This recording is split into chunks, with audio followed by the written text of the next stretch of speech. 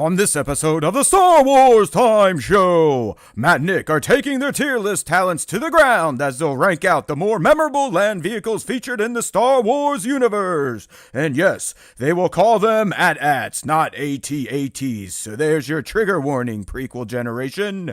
They'll also answer Ask Us Anything questions and review How to Train Your Dragon live action. And of course, they'll end the show with the Question of the Week responses and the latest round of Top 5 Star Wars Fan Artist Features. Punch it, Chewie.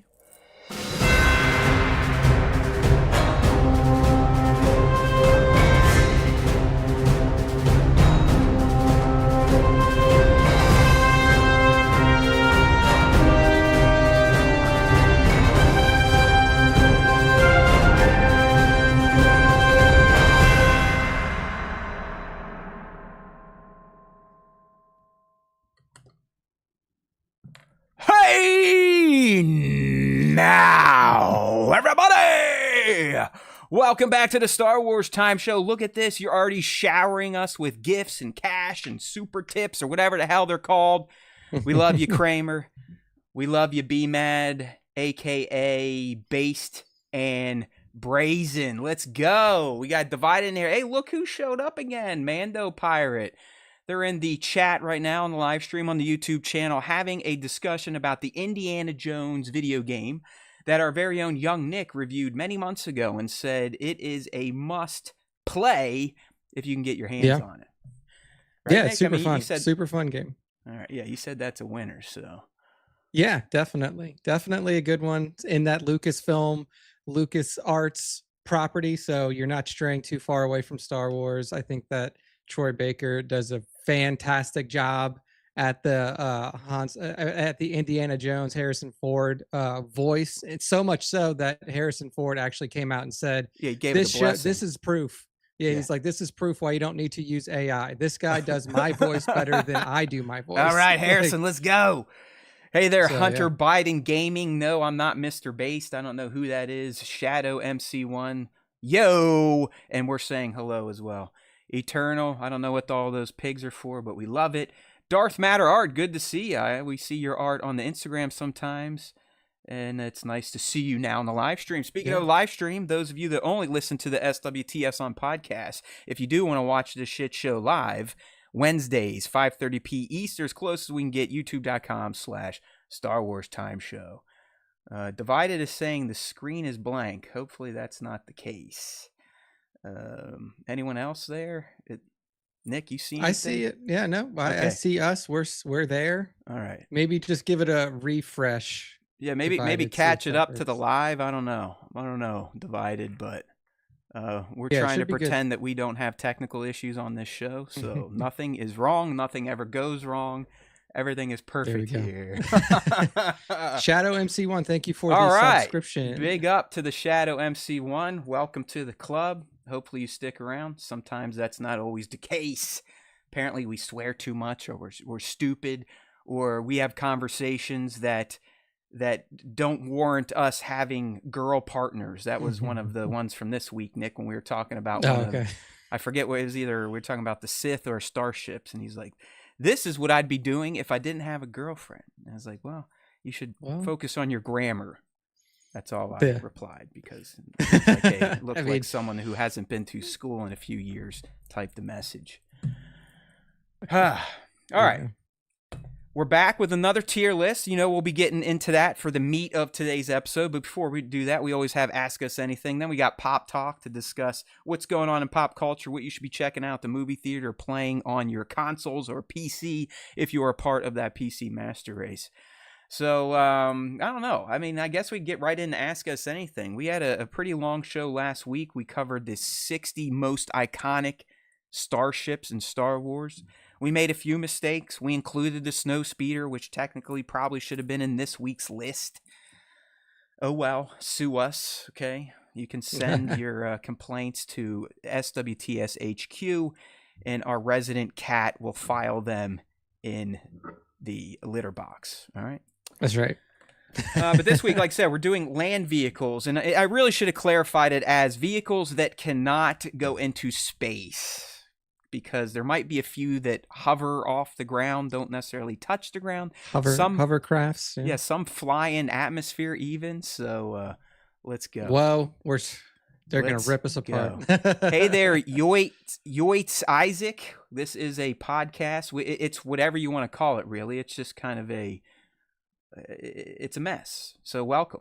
I'm glad you found Star Wars College. Welcome to Star Wars College. We have 10 years of content for you to go back and learn through. So by the time you finish listening to every podcast we've ever done, you'll have yourself a PhD in Star Wars. That's right. And it's probably bogus, but hey, at least we're having fun here at the SWTS. All right, like I said, we always do Ask Us Anything to kick off a new episode. If you want to get involved, check our socials out on YouTube. Join that up. You don't even have to be a member, although we'd love you to consider donating as little as $1.99 to the channel to become a member, to get some of these cool emojis and icons next to your name.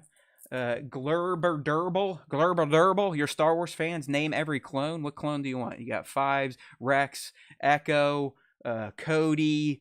Oh my God, I can't do it. 99. Jesse. Jesse, Wrecker, Hunter. There we go. Crosshair. Go, Tech. Boom. All of them. Yeah, get some. All right. Yeah, we know plenty of stupid shit that means nothing, glurble durble, so you've tuned into the right place. But like I said, if you want to get into the Ask Us Anything, just check out our socials throughout the week before we go live on Wednesday. We usually put up the prompt a few times, and you let her rip. Doesn't have to be Star Wars related. If you want to know why the Earth is round and not flat, you can ask that question. If you want to know about the moon landing, you can ask about that too. It does not matter. There's always time for Star Wars time, and there's always time for us to blow hot air about stuff we probably don't know about. All right, so Nick, let's see what we got going on here in the Ask Us Anything arena. Goodbye, browser. Hello, Ask Us Anything. Okay, let's get over to the questions. I'm on the wrong screens like an idiot, but hey, like I said, it is the Star Wars Time show. All right, there we go. First one coming from a good friend of ours, good friend of the show, Baron's Black Series. We started potty training this week. How to go for you at Star Wars Time Show, Matt? Okay, I'll take this one for you, Nick. You can go ahead and take a break. I know you've been talking a lot. It was actually pretty fantastic. I had a little lady. I will tell you, my wife did 98% of the potty training, and she knocked it out of the park. I'm pretty sure my kid was out of diapers before she turned 2. We definitely had some shit disasters after that, where, she would sit on the edge of the seat and shit on it, or wipe her ass on the seat, or, wipe her ass on the toilet paper roll. But, we figured all that out, and she is an all-star pooper and peer. I've heard for little swinging dicks, it's much more difficult. All right, so good luck, Spencer. Good luck. And then Father's Day actually ended up being fantastic. I thought it was going to be a bit of a Debbie Downer.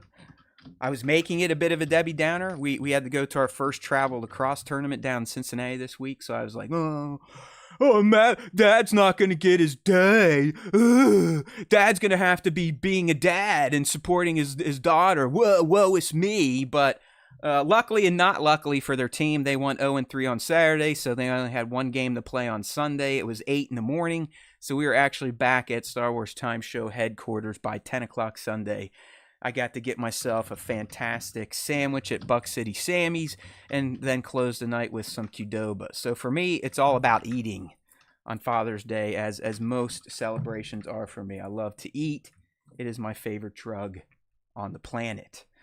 All right, Nick, well, since you're not potty training anyone and you're not a dad yet, we're going to go ahead and move on. But I'll let you take a stab at this one first. So we got our man Kramer coming out here. Hey there, said hi, Aaron Moslage. Welcome. If J.J. Abrams is, as in he owns directed, right? That's what we're saying here. If J.J. Abrams owned directed the entire sequel trilogy, do you think Palpatine would have still returned? And did you have a great Father's Day? So you just heard my answer there, Kramer. Nick, I want to hear what you say about this, because we may have different answers on this. If our man JJ was in here for the whole trilogy, does Palpatine still somehow return? I mean, that's a really good question. I mean, honestly, I don't know, because JJ, I don't think ever laid out his full, like, if I did the whole trilogy, here's what happened. type of spiel. But I would have imagined that he probably would have gone a different direction, and he was kind of, like forced into a decision for episode 9 after what happened to Snoke in episode 8. So it's a hard question to answer. I would probably imagine no, because there was no reason to really bring him back when Snoke was the bad guy.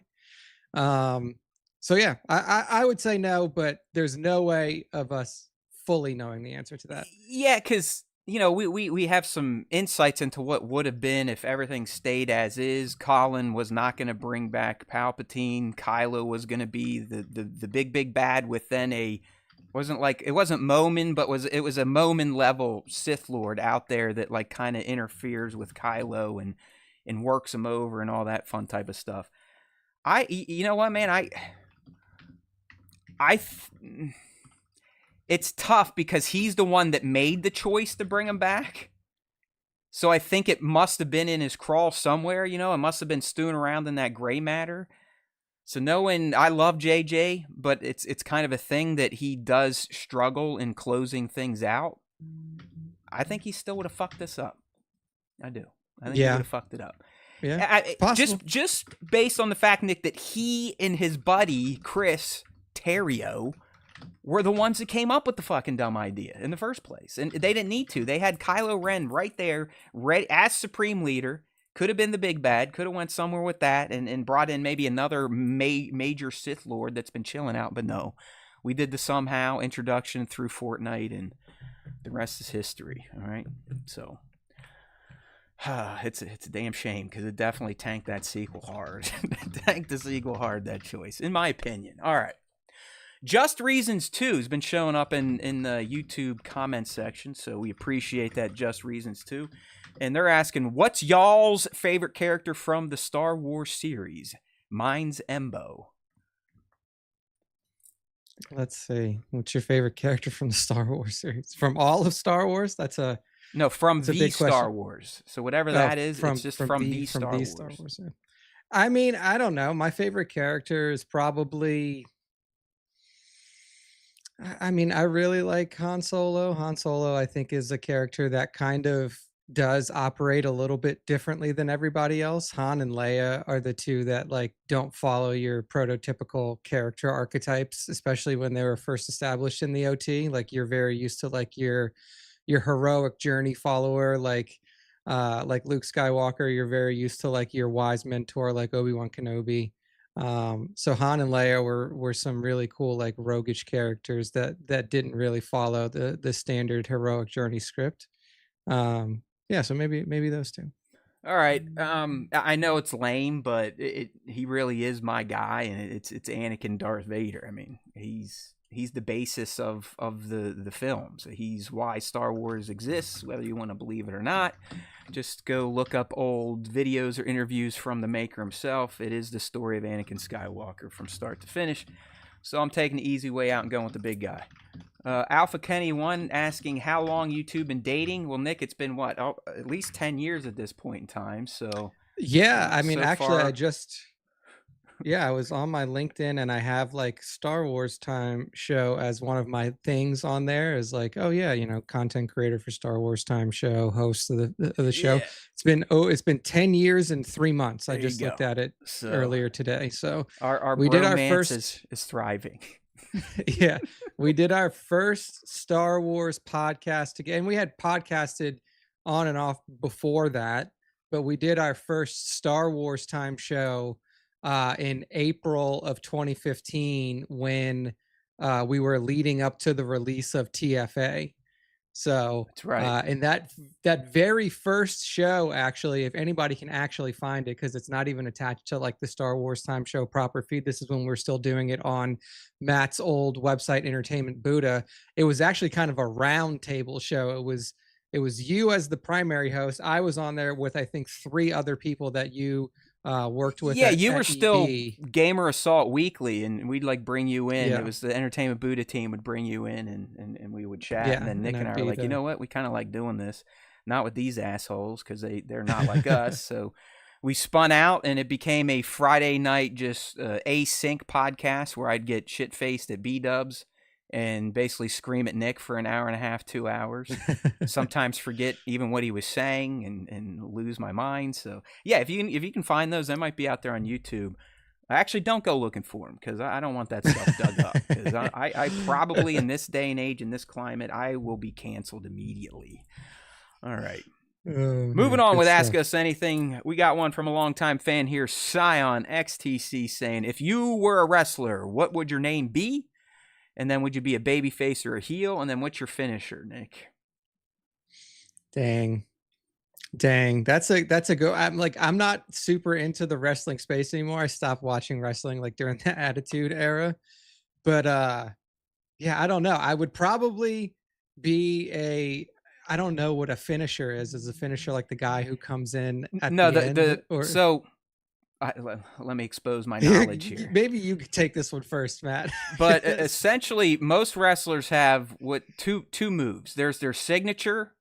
So we'll use The Rock. His signature, I would say, would be the people's elbow. The signature usually sets up the finisher, where his finisher would probably be the was it the Rock Slam or whatever the hell it was Rock called. Bottom? That's the Rock Bottom. Yeah, so there you go. Okay.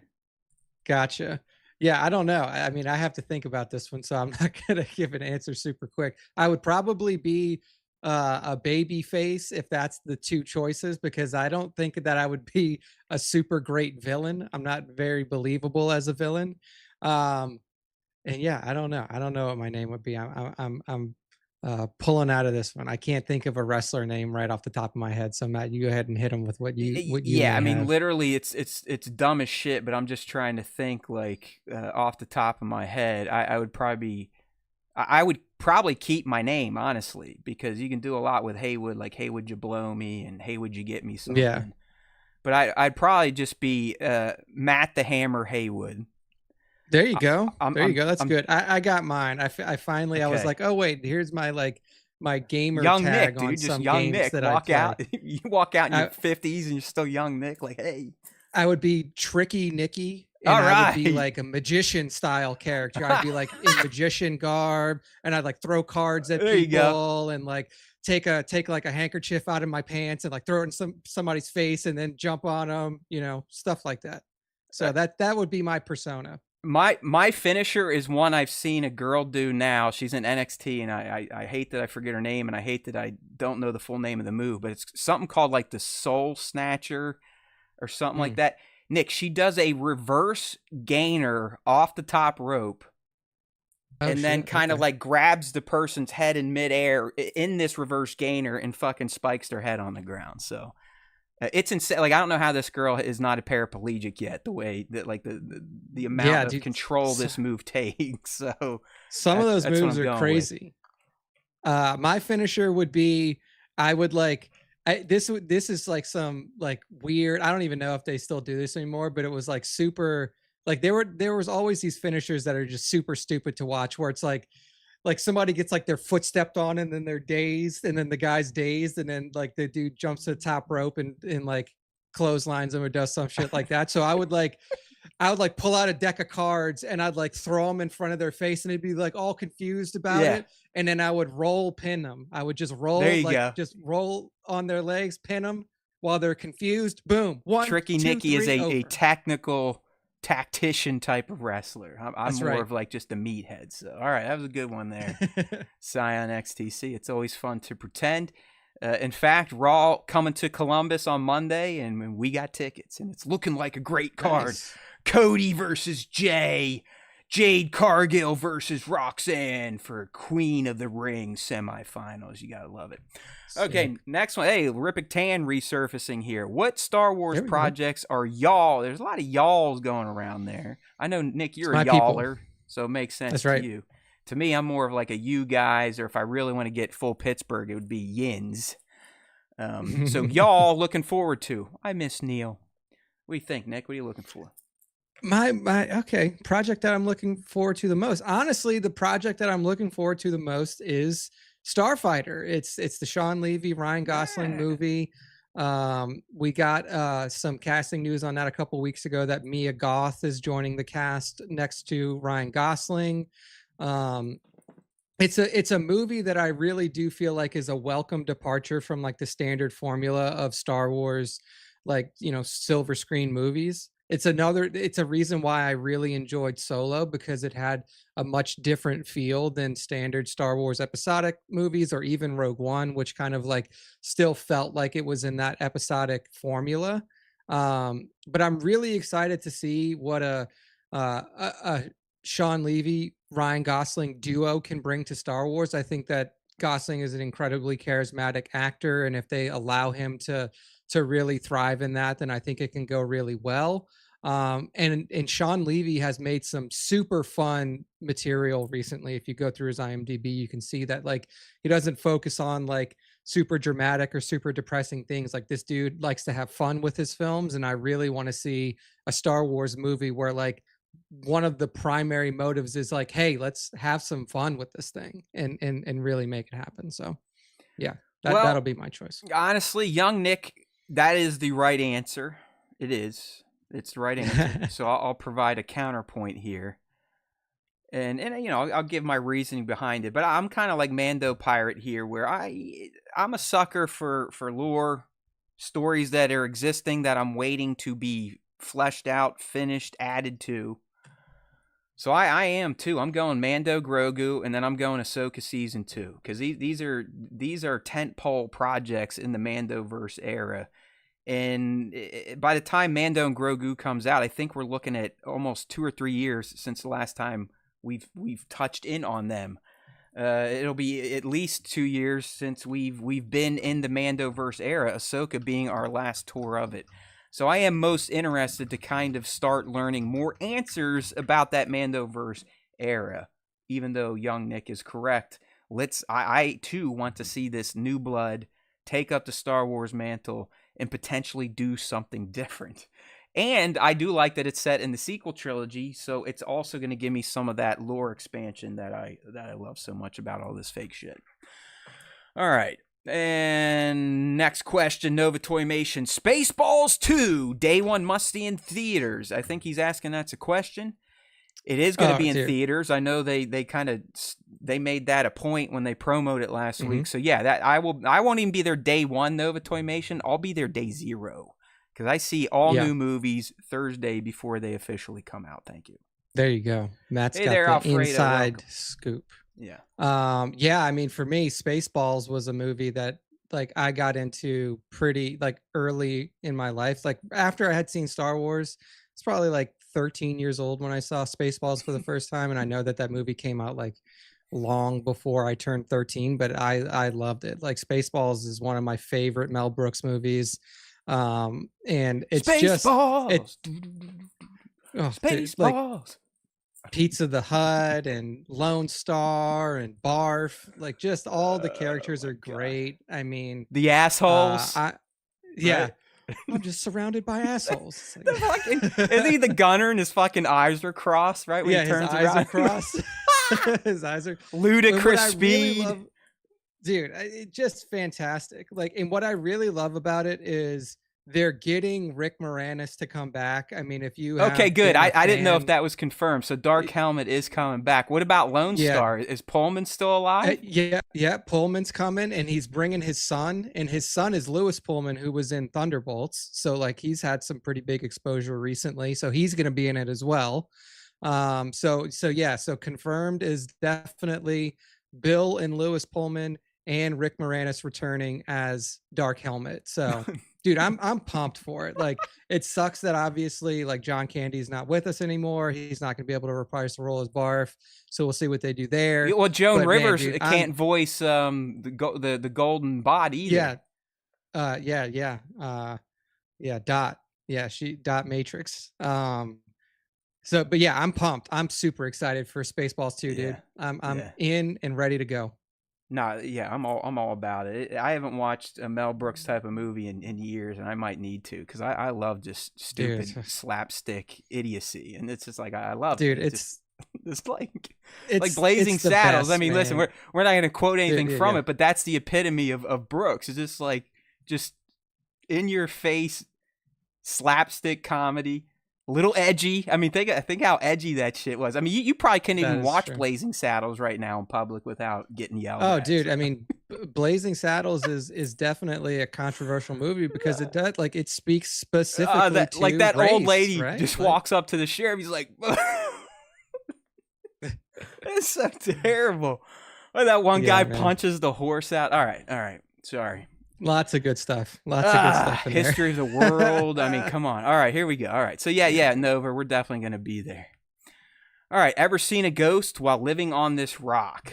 EKU Rory Have must I be out ever doing some ayahuasca these days. Yeah. That's pretty Have I deep ever for seen a him. ghost? I have not seen a ghost, and I will say that I grew up in one of the most haunted cities in the United States, New Orleans. Nolans. But here's what I will say. I've lived at my house in New Orleans or in New Orleans surrounding area for a very long time. Never seen a ghost, nothing like that. One of my really good friends from middle school and high school, like was over at our house frequently. We had like a garage in the backyard that had an extra bathroom just in case like somebody was in the can and you needed to use it while you're at the house. You go in the garage. He went back there one day at night, used the bathroom. He runs back into the house and he's just pale white, like Oh crazy, no. like. And then he comes back and he's like, I saw a ghost in the garage. And he described this ghost to a T. He was like, it was an old guy wearing overalls. He had a straw hat on, long gray beard. Like I could see through him. It was crazy the amount of detail that he was able to give on this ghost that he saw in my garage that I used to go in all the time. So he saw a ghost at my house. I've never seen a ghost. Check that out. Yeah, I mean, Wild. listen, I've done plenty of things that could possibly cause me to see ghosts, and it still has not happened. So if they're out there, if there's a cool one around here like Casper, come say hello. I'm open to it. That's right. All right. We're open. Okay. And I think that completes Ask Us Anything for this week. Don't worry, the fans will have their voice heard again at the end of the show in the fan segment when we do Question of the Week, which, of course, is what is your most favorite Star Wars land vehicle? All right, so let's crisscross over, talk a little pop culture at this point in time, get back to that browser love. As always, I was out there scouting the theaters for you all, checked out 2 movies in between the last show and this one, and I'm happy to report they are both excellent. First one, How to Train Your Dragon live action. I don't know when I became a super fan of this franchise, Nick, but I think I am one at this point in time. Nice. I've always enjoyed the animated trilogy that's out there, and the third one came out when my daughter was still young, and I got to take her there. So I'm sure that has something to do with it. But we all went out and checked out the live action version last week, just thinking, hey, whatever, Disney does it. Let's go ahead and see what this is all about. And it's awesome. It's fantastic. It's absolutely fantastic. It's pretty much a shot-for-shot remake. They even bring back Gerard Butler as Stoic, the lead Viking king and all that shit. There's some slight tweaks to some of the characters and explanations as to why they're not all just, white people. But outside of that, it follows the film's formula to a T. It still hits, even though I pretty much know the entire movie. I still got emotionally involved, engaged. And the music, man, it's one of those trilogies. It has a theme that's very John Williams-like in that it can elicit emotion from me, and it's very positive. It's not high energy, but it's like yeah, hiccup, toothless. You feel fucking good when you hear it. And typically when a film has a score like that, quality acting, good story, it's going to be fantastic in the end. And I really do think this live action remake is one of the best cartoon to live action conversions between Disney, DreamWorks, or whoever I've seen. I mean, it's absolutely perfect. I hope it does well enough monetarily to justify doing it for the next 2 films, because I thought it was pretty fantastic. Nice. Hey, Yeah. I mean, my buddy I've Slater up in this piece. Look at this guy. Let's make some pottery together. Hooga. All right, let's do it. I'll sit down and you hold me as I shape the mud. All right, Slater. Okay, next one. even better than How to Train Your Dragon live action. But I got out and saw this Stephen King. I guess it was a short story from Stephen King called The Life of Chuck, starring Tom Hiddleston, aka Loki, and of course Luke Skywalker. So I had to go out there and support my man Mark Hamill. But also, listen, I like Stephen King. I like Tom. I like Mark. It's like, well, it can't be that bad, can it? And I went and checked out the Life of Chuck, and by the end, I was like, you know what? This might be my second favorite movie of 2025, right behind Sinners. I can't quite put it above Sinners at this point in time, but the Life of Chuck it's 2 thumbs up. It's a beautiful film. It's told out of order, so you start in Act 3, and it's at first you're like, what is going on here? Because it feels almost like a disaster movie. But then it moves into Act 2, and you see a younger version of Chuck, Tom's Chuck, if you will. And then you get all the way to Act 1 when Chuck is a kid, and then the later acts that you saw first become informed, and you're like, that's what's happening in Act 3. That's why they're talking about the internet going down every other day or natural disasters taking place. It's just a fucking good movie about life. And how you as a human choose to go about your life. If you're given bad news or you have a bad day, how do you process that? Do you let it defeat you and take you down and cause you to make decisions that could be detrimental to your life? Or do you overcome them and look for the bright spot in each and every day? And this movie really captures that mantra and makes you feel like, well, fuck. Maybe I should start thinking a little more positively in life than being such a goddamn pessimist. It's fantastic. I wouldn't say it's fuck it. This should be seen in theaters, although it's not some big summer blockbuster. But support the cast, support the creators. Get out there and check out The Life of Chuck. It's fantastic. And Tom Hiddleston is an aces dancer. I don't know if he was a dancer before this. But man, he went through some choreography and absolutely kills it. It's fantastic. All right, and young Nick, I think you had something to possibly tease for next week's show, right? Yeah, so we may be introducing a new sponsor to the show next week. Keep your eyes peeled. We're still going through a little bit of setup on our side, but you may see a little splashy sponsor photo pop up on the old screen, or you may see a little bottle or shaker here or there on Matt and I's desk. So keep your eyes out. The sponsorship Salvation is just, Army bucket.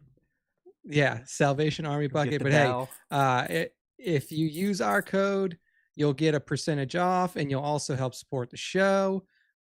So keep your eyes. Please tell me it's Prime energy drink. Is it Prime? Is it Logan Paul's It is drink? not. It is not Prime energy drink. We are not sponsored by Logan or whatever Jake Paul. Yeah, the Paul bros. That is not. He's got that Prime shit splattered all over wrestling. Ever since Vince left, like Triple H allows third-party advertising all over the ring, and Prime's usually a prime suspect there. All right. Yeah. So there you go. Anything pop culture wise, Nick, or should we start ranking 42 Star Wars land vehicles from S tier to scrap metal? All right. Yeah, nothing pop culture-y from my side. Honestly, like it was a pretty light pop culture week. But yeah, the only thing I'll say is if you like kind of like morbid true crime documentaries.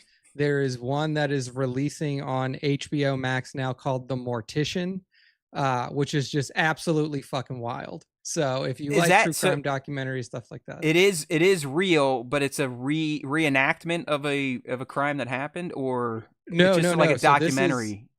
Yeah, documentary series, and basically what it follows is this guy who is the criminal in this whole thing is actually a part of the documentary. Like it's this guy, his name is David Sconce.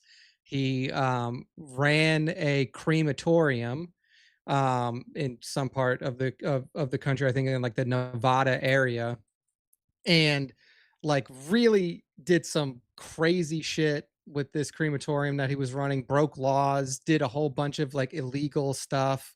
And just like it's a true crime story where I never thought that I would be interested. I was like, what a crematorium? They do like I know what they do. They burn bodies, they collect ashes, stuff like that. I was like, what could have possibly been done here that could be so egregious?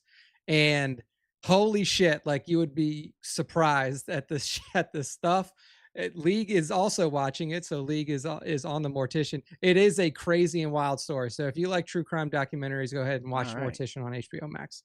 Yeah, there's two docs out there, one on Max, one on Netflix about the Titan sub. Those are pretty good from the Yeah, I idiot wonder that exploded himself. And then yeah, we're gonna get into that one too. So apparently the Ohio State doc on Max is quite the fucking bombshell for my alma mater, and I'm probably not gonna watch oh it just shit. because it makes me sick. But I did see that. Is this the what is it? Is this the Happy Valley of no, what you call it's it? the Ohio Okay. State wrestler rape that Jim Jordan kind of Yeah, that well, championed. that's what And I was saying. Is this like the same thing as like the yeah, Happy yeah, Valley documentary they did more or on Penn less. State? Now it's on Ohio State. Yeah, more or less, more or less. And Yeah. he's an Ohio representative, House of and wins Uh, like by a landslide every all, 2 years. all So the time, of yeah, course. yeah, Just like all okay. those, you know.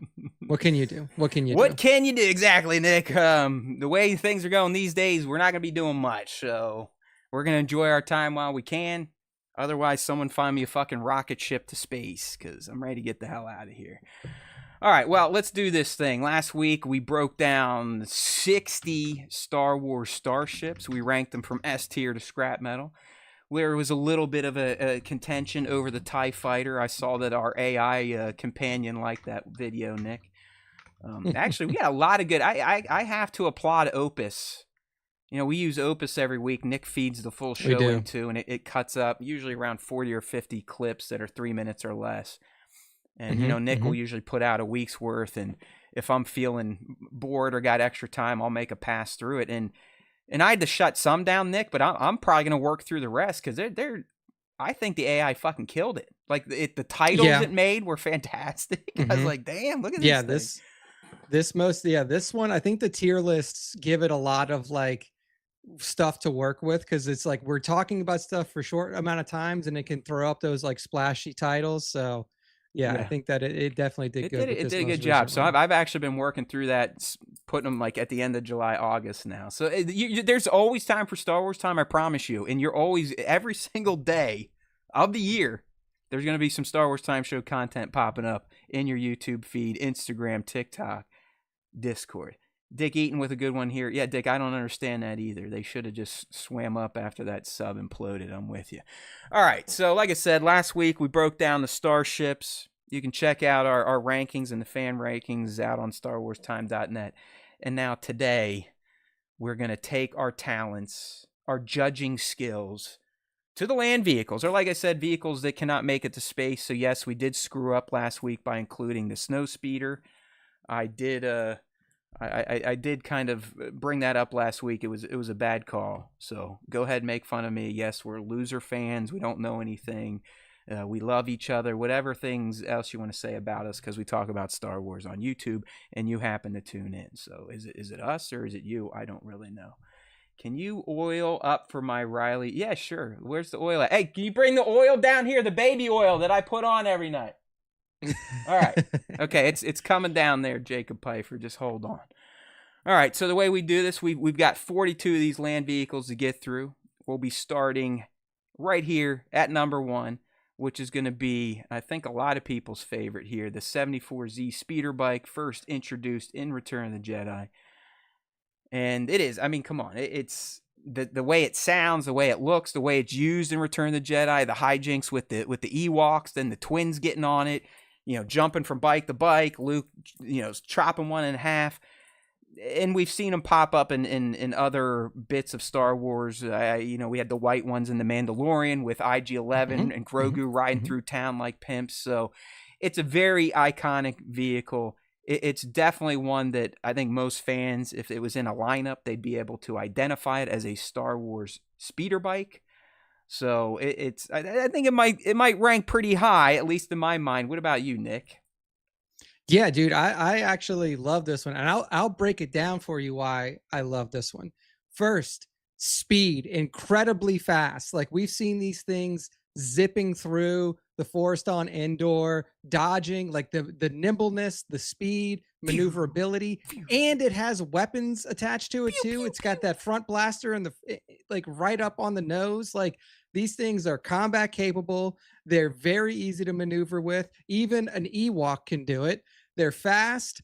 They're nimble. Paplu. I think that this is like, I'm putting it up there like A S tier maybe. There it can get around, which for some of these other vehicles we cannot say that. So Listen, I'm not looking away from Nick because I think he's ugly. I'm literally looking at my Paplu Black Series riding his 74Z. And as Nick was also kind of pontificating on it, it's very clear to me. It's an S tier land vehicle. It's S tier. 74Z, welcome to the top. All right, so that was an easy one. This next one also, I don't know. I mean, I don't know if there's much debate on this one. I guess it depends on your generation and your appreciation for the prequels, the OTs, or the sequels here. He built it himself. You know, he won the Boonta Eve Classic, beating Sebulba. Not just by a hair, took him out in whole, literally took him out because Sebulba was trying to cheat. It was fast.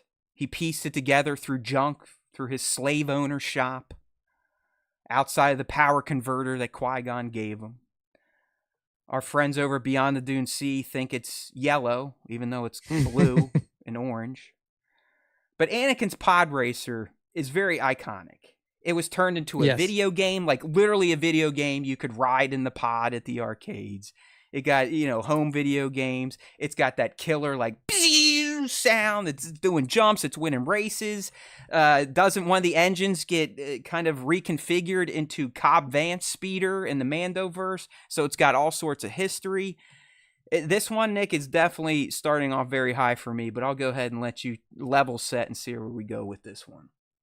Yeah, I mean, it's a super cool vehicle. I mean, obviously it's the fastest pod racer that we've seen. I mean, that's what Anakin told us before we started running it. And then when we see the race, we can clearly see that the only way that they could really beat him was trying to sabotage him. And even with the sabotage, he's able to pull out the victory anyway. Super fast, super nimble, very cool looking. Like you said, the sound effects on it are really awesome too. Lacks offensive capability, but it also wasn't built for that. So if that's not something that we're taking into account with these, then I will say that this is probably an S tier vehicle. Like you said, it spawned its own game. That's like, right. Come on. That's right. I mean, it's got a lot of love. It's got a lot of lines people like to quote. Anakin looked like a pimp with his little helmet and goggles on. It was breaking down. Listen, it's an iconic land vehicle. So yeah, I know we're looking like homers right now, but we start with 2 S tiers as we're tier ranking, that is 42 Star Wars land vehicles. All right, the next one here is going to need a little setup for young Nick, as it needs some setup for myself, and also we're going to go ahead and start qualifying how we're going to start saying a lot of these vehicle names, because I know you young fans out there think that we're stupid when we pronounce things that start with an AT as at, even though that's what AT spells. It spells at. A-T would be AT. But when you get an A and a T together, it's an at. All right? So every all-terrain vehicle that we talk about is going to be referred to as an at something. And here's why I say something. And this is why I'm a genius and why I'm right and the rest of you are wrong. You just know when to say at or when to say something like, in this case, an at AP.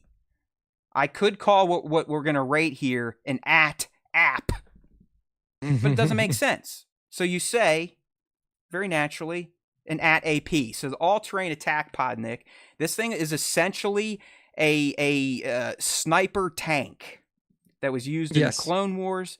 It's got a similar structure to the AT-AT, obviously much smaller, only 4 legs, but it's just got like this honking ass sniper-like tank turret on it. Might have been used in the Felucia campaign, but nothing that really kind of stood out from the prequel era. It was one of the more hidden background type of vehicles. So what do you want to start the bidding at on the AT-AP. Yeah, like you said, not much screen time on this one. I think I can remember seeing it maybe like, I don't think they had him on Geonosis when the war broke out post Arena. I can't remember seeing them there. No. Maybe it was, video game focused like you were saying, or like very very small scenes at the end of Rots where you may see one stomping through Felucia. From my understanding, it's a smaller vehicle, so this isn't like AT-AT size. This is, I think it might even be shorter than the AT-STs, the AT-STs. Um, Not very maneuverable.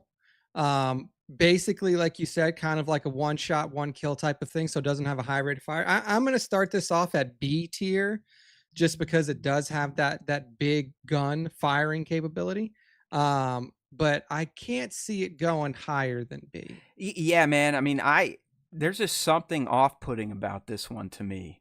It's almost Doesn't like look it's cool. like it's drone based, you know. I mean, maybe it only has 3 legs now that I'm looking closer at the picture, so it is kind of odd looking. You know what? As I stare at this longer and longer, I'm starting to hate it. So I'll take your B tier recommendation and raise it to a C tier. There we go. Okay. Yeah, I don't know. There's something Yeah. about that AT-AP that's just kind of pissing me off right now. Don't ask me why. Yeah. I had a bad It golf doesn't practice look as last like, night. I will say that the first thing I thought of when I saw this in comparison to like other at vehicles is like, this looks like it's relatively easy to bring down, right? Like an AT-AT looks like it takes a lot to take down, and Yeah, we know it takes a what'd lot you to just take down. say? What the fuck did you just say? AT-AT. What the fuck's an AT-AT? AT&T? What are you talking about? Cell Yeah, phone characters that's now? my cell phone Oh provider. no, I'm working with one of these The guys ad, that mispronounces at. I say all the different ones. I say it every different way Oh, you could don't want worry. to. Any clip Opus finds of us talking about how to say at post, because people love to scream and yell about it and tell us how fucking stupid we are, or at least me. But AT-ATs are super hard to take down. We know they're super hard. We've seen how hard they are to take down. Toe This one cable. here looks like you could probably push it over Yeah, with shoot it with a BB gun. That's why yeah, it take it deserves out. C tier. It's done. We're not There we wasting go. any more breath on this one. All right, so here's the granddaddy of all AT vehicles, the AT-AT. And Yes. I don't care what you guys say. It's not the AT-AT. It's never been the AT-AT. Go back to 1980s commercials when the damn toy's coming out and they literally call it AT-AT. Enough said. Stop it! It's ridiculous, this AT-AT shit. This one, honestly, I don't think it warrants more than 30 seconds of debate, even though I would love to talk about it, because the AT-AT to me is the definitive Star Wars land vehicle, and it always will be. Look at all the AT vehicles that spawned from it. It literally started a thing in the prequel generation. There's like 900 AT vehicles from the prequels because of Yeah, there's the too AT-AT. many. I don't care what, the first time you saw those motherfuckers on the horizon of Hoth getting ready to attack Echo Base, you're like, holy shit. What the fuck? The Empire has that too? They just blew up a Death Star, but they have those things? How are those idiots on the ground in white with their little pea shooters going to take those things down? The way they walk, the way they sound, their destructive capabilities. Every little kid wanted one of those when they saw them. So to me, there's really no debate, but I'd like young Nick to add any superlatives or hyperbolic statements that I left out. Yeah, yeah. I mean, it's the classic, it's the ones that really set off the entire prequel trilogy, as you said. Like, we got this AT-AT in ESB, and then in ROTJ we get the little brother. But then once we hit the prequel trilogy, we're like, we got to expand on these things a lot. So it's the granddaddy of them all. It's S tier for sure. We've seen it. We've basically seen them single-handedly take out Echo Base. Like, yeah, you had the ground troops in there, but like, if it was just the ground troops, I think that the rebels repel that attack pretty easily. Like, Yeah. we saw a couple of the AT-ATs get taken down, but like, by not what? nearly. A Force user. Yes, Literally. exactly. He took out two Like, of them. He helped trip the one up, right? Yep, and then he hops in then and he cuts the other one up. Explodes the other one.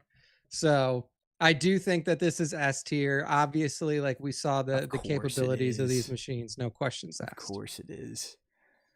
Well, you know what? The way I uploaded images, we are on an at kick right now because now we're Yes. moving into the sequel trilogy. So the next gen version of the at this one is the at M6. See how that works? You would not say at 6.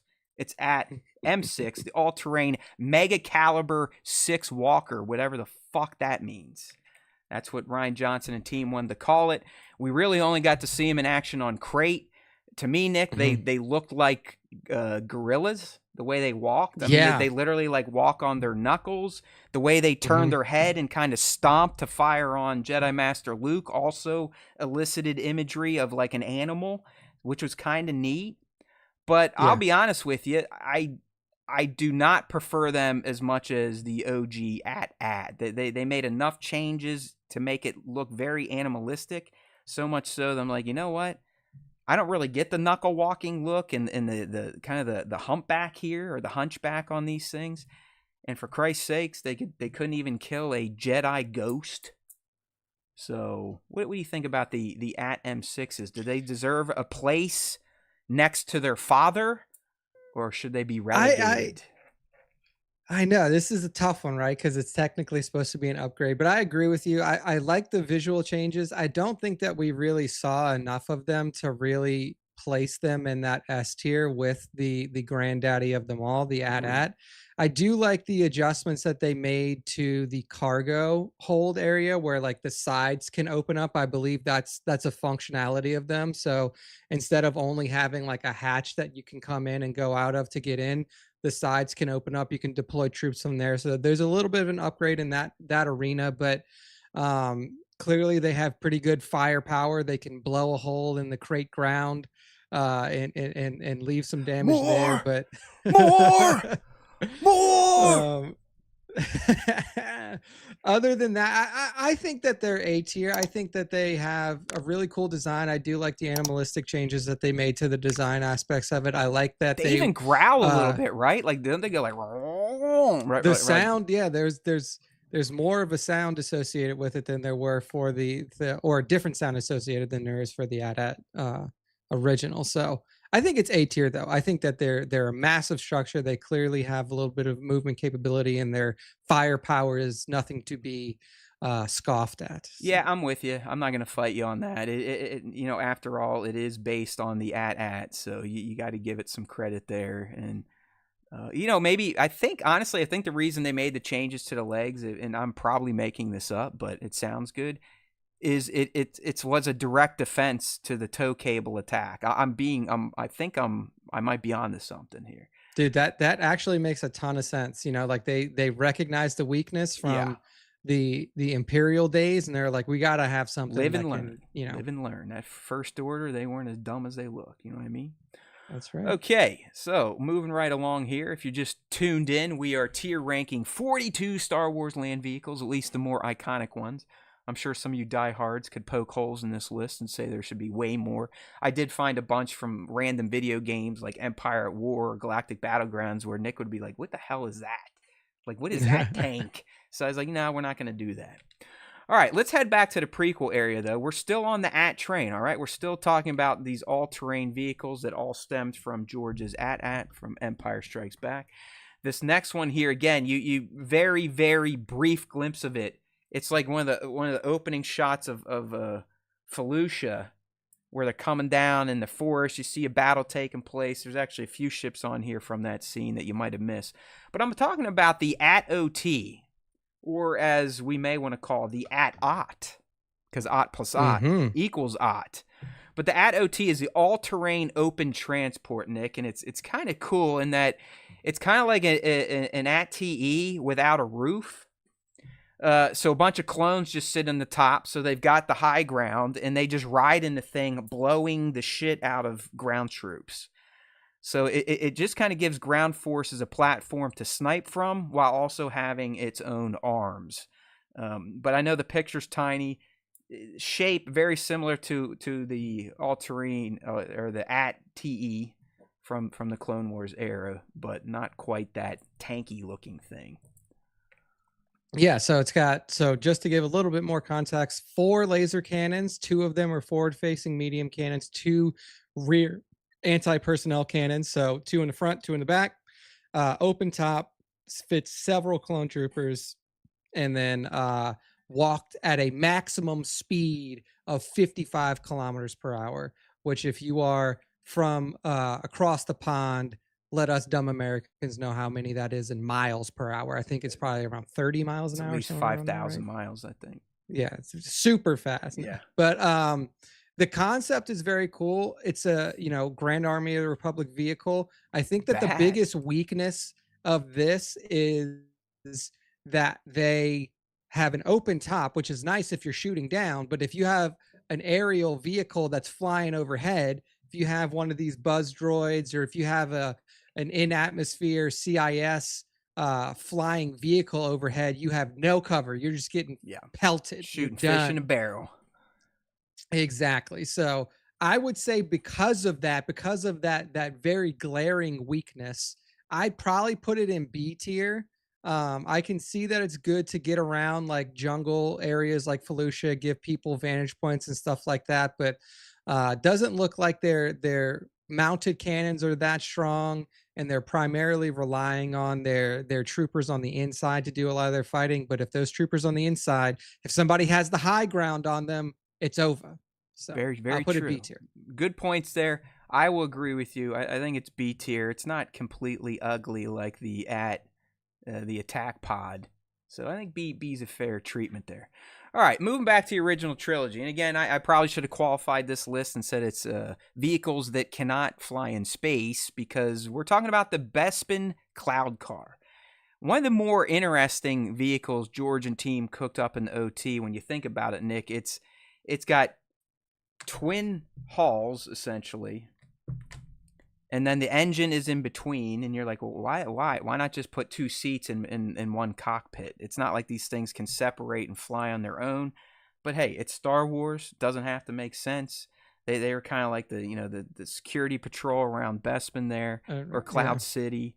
It is kind of a unique look. It's that orangey. It almost feels like a British taxi cab, obviously stuck together with that little bridge that also serves as the engine. So it like I said, it's a vehicle that doesn't make a ton of sense, but it does kind of look cool. I just wonder, why do you need 2 pilots to fly this thing? Yeah, that's, like, obviously with large planes like we have, in real life, you have a pilot and a co-pilot, but they're sitting next to each other. They're not separated across some random like middle pod thing where your engine sits. Here's what I'll say on this one. I think the design while it is interesting, I don't think it to be very effective. I don't know of any. Let's see if there's any weaponry on this thing. Looking here, Pew, pew, pew. powered by an ion engine, repulsor lift engines. Things are always Housed. better in twos, Okay, so like Bat says. it says right here, the vehicle pilot controlled the craft from the port side, which, if you are unfamiliar with ship terminology, that would be your left side, while the gunner housed within the starboard pod. So your pilot is on your left, your gunner is on your right. Okay. And then it just has a pair of light blaster cannons. So here's what I'll say. It doesn't look super maneuverable. It's a single engine craft, and the engine is placed right in the middle. I'm going to go ahead and say this is like C or scrap metal tier. It doesn't look like there's, like, even though it has guns, Scrap there's not a metal. lot of Shit. not a lot of combat capability there. It's just got light You blaster cannons, which, warmonger.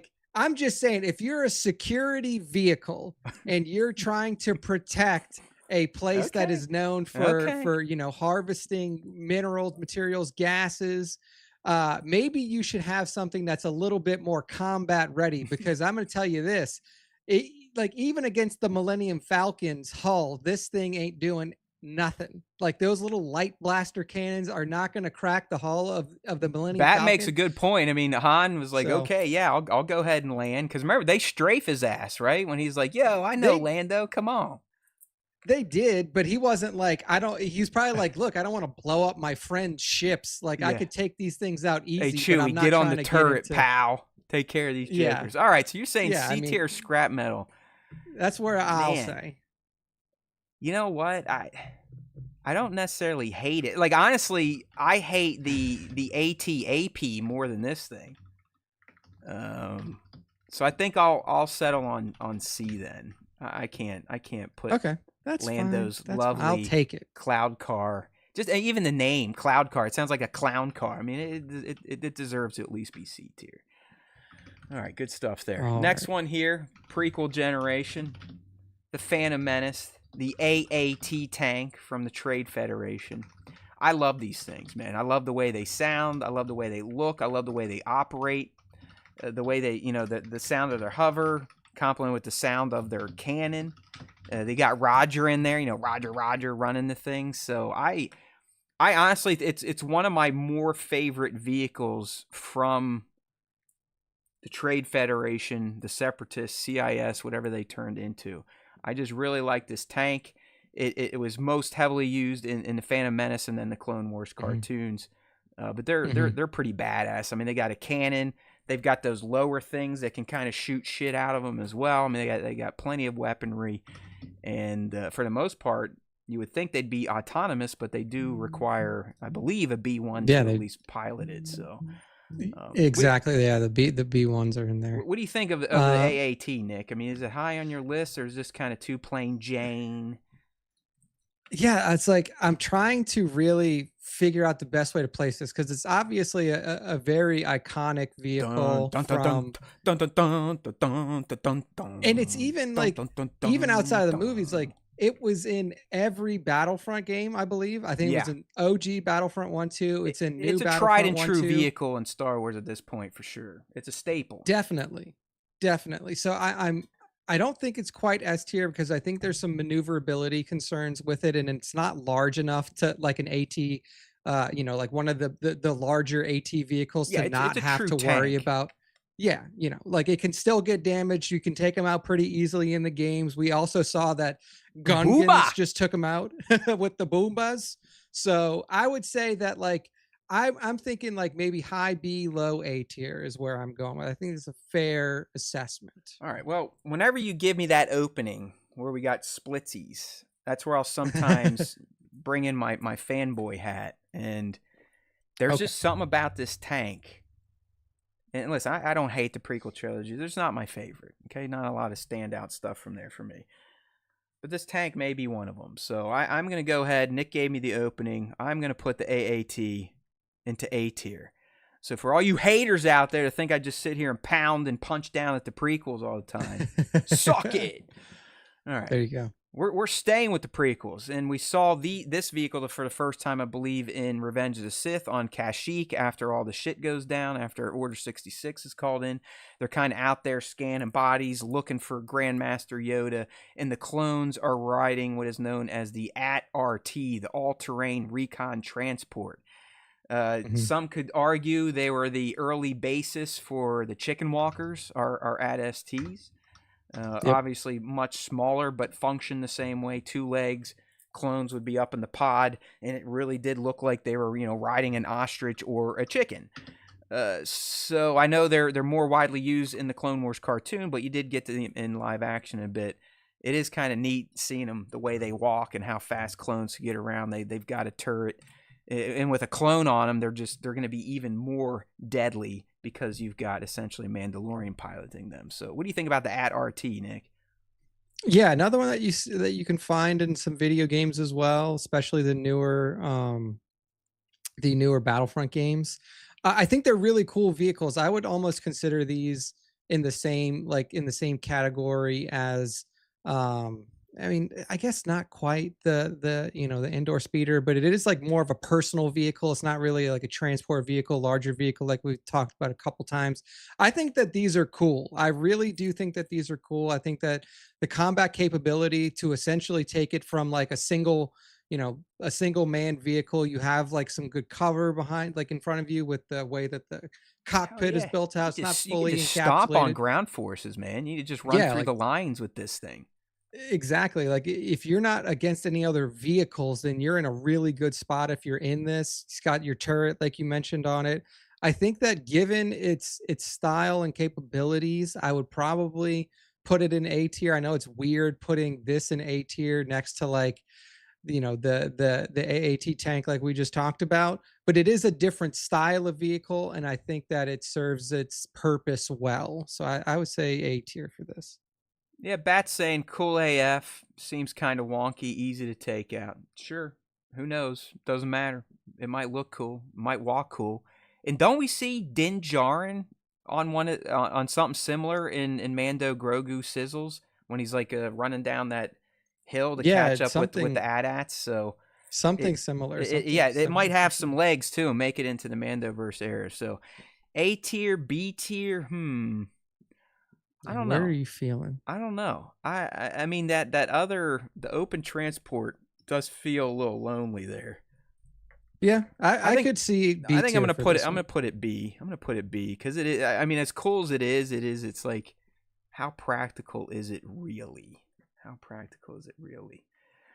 Yeah, Hot very toy coming soon. specialized uses. Very Yeah, specialized uses. yeah. I think Bat is right. They released like a Hot Toys version of this thing with a clone. So that, I mean, it would be like this big, probably almost 2 feet high. All right, next one here. Let's just stick with it. This one we saw debut in the Battle of Geonosis. It's easily one of my most favorite Star Wars land vehicles. Hear that, prequel people? I am a very open-minded fan at this point in time. Quit making fun of me. But the AT-E, or the all-terrain, whatever the hell it is, all-terrain tactical enforcer. It's just a bunch of bullshit, really. Just a bunch of words they threw out there. Yeah, I it's literally love just it. a walking tank. Yeah, I mean, Nick, this thing has always reminded me of like a gecko because of the iPods. It's got like these Mm, bulbous eyes on it. It does yeah. feel again like a living creature, kind of like the AT-RT or the AT-M6 we were talking about. It's got a massive cannon. It's got clones and cannons. It can walk up cliff faces. We saw that in the Clone Wars movie. So not only can it waylaced on a level plane, it can also go vertical and do the same thing, which is very impressive. It's just one of those things where it's like, you know what? Kudos to George and his concept artist, because it felt very fresh. It still feels fresh looking, but you can also kind of see the through line to its successors being, the Yeah. AT-AT ultimately. So I'm a big fan of the AT-TE, even though I'm always being accused of being a prequel hater. Yeah, I mean, I think that this one it's got a lot of offensive capability. Oh yeah, chill It's out, got based six and lays. brazen. Sorry, Nick. He's getting crazy here. Fan enough to say B-Man's Rots going. is the best Star Wars? No, come on. Go That on is beyond the no. Dune Sea if you want to start spewing those types of opinions. Okay. Oh man. Yeah, I mean, like, really good offensive capabilities. Clearly is a predecessor to what we see in the future with the AT-ATs. I really like the design of it as well. Um, from what yeah, I mean, and it seems like it's got some pretty good defensive capability as well. Yeah, I mean, I would put this in A tier. I think that this is a pretty strong A, maybe even S tier vehicle. Yeah, Could this be the first like S tier prequel vehicle that I we really line up? I honestly think so, Nick. I do think it deserves a spot there. It's another thing. I mean, it's also in Battlefronts, right? I mean, you can pilot one of Yeah, these things, so you can. it's I really do appreciate it. I think it's super cool, and like I said, it's the fact it can scale a cliff face and go save a little baby hut that we're going to see in Mando and Grogu. I mean, the history behind it is also very strong. So I'm going to go ahead and make the executive call and bring AT-TE up to S tier.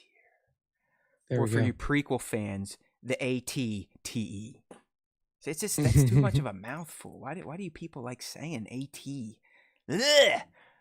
Next up, Battle of Geonosis also made its debut. I love this thing.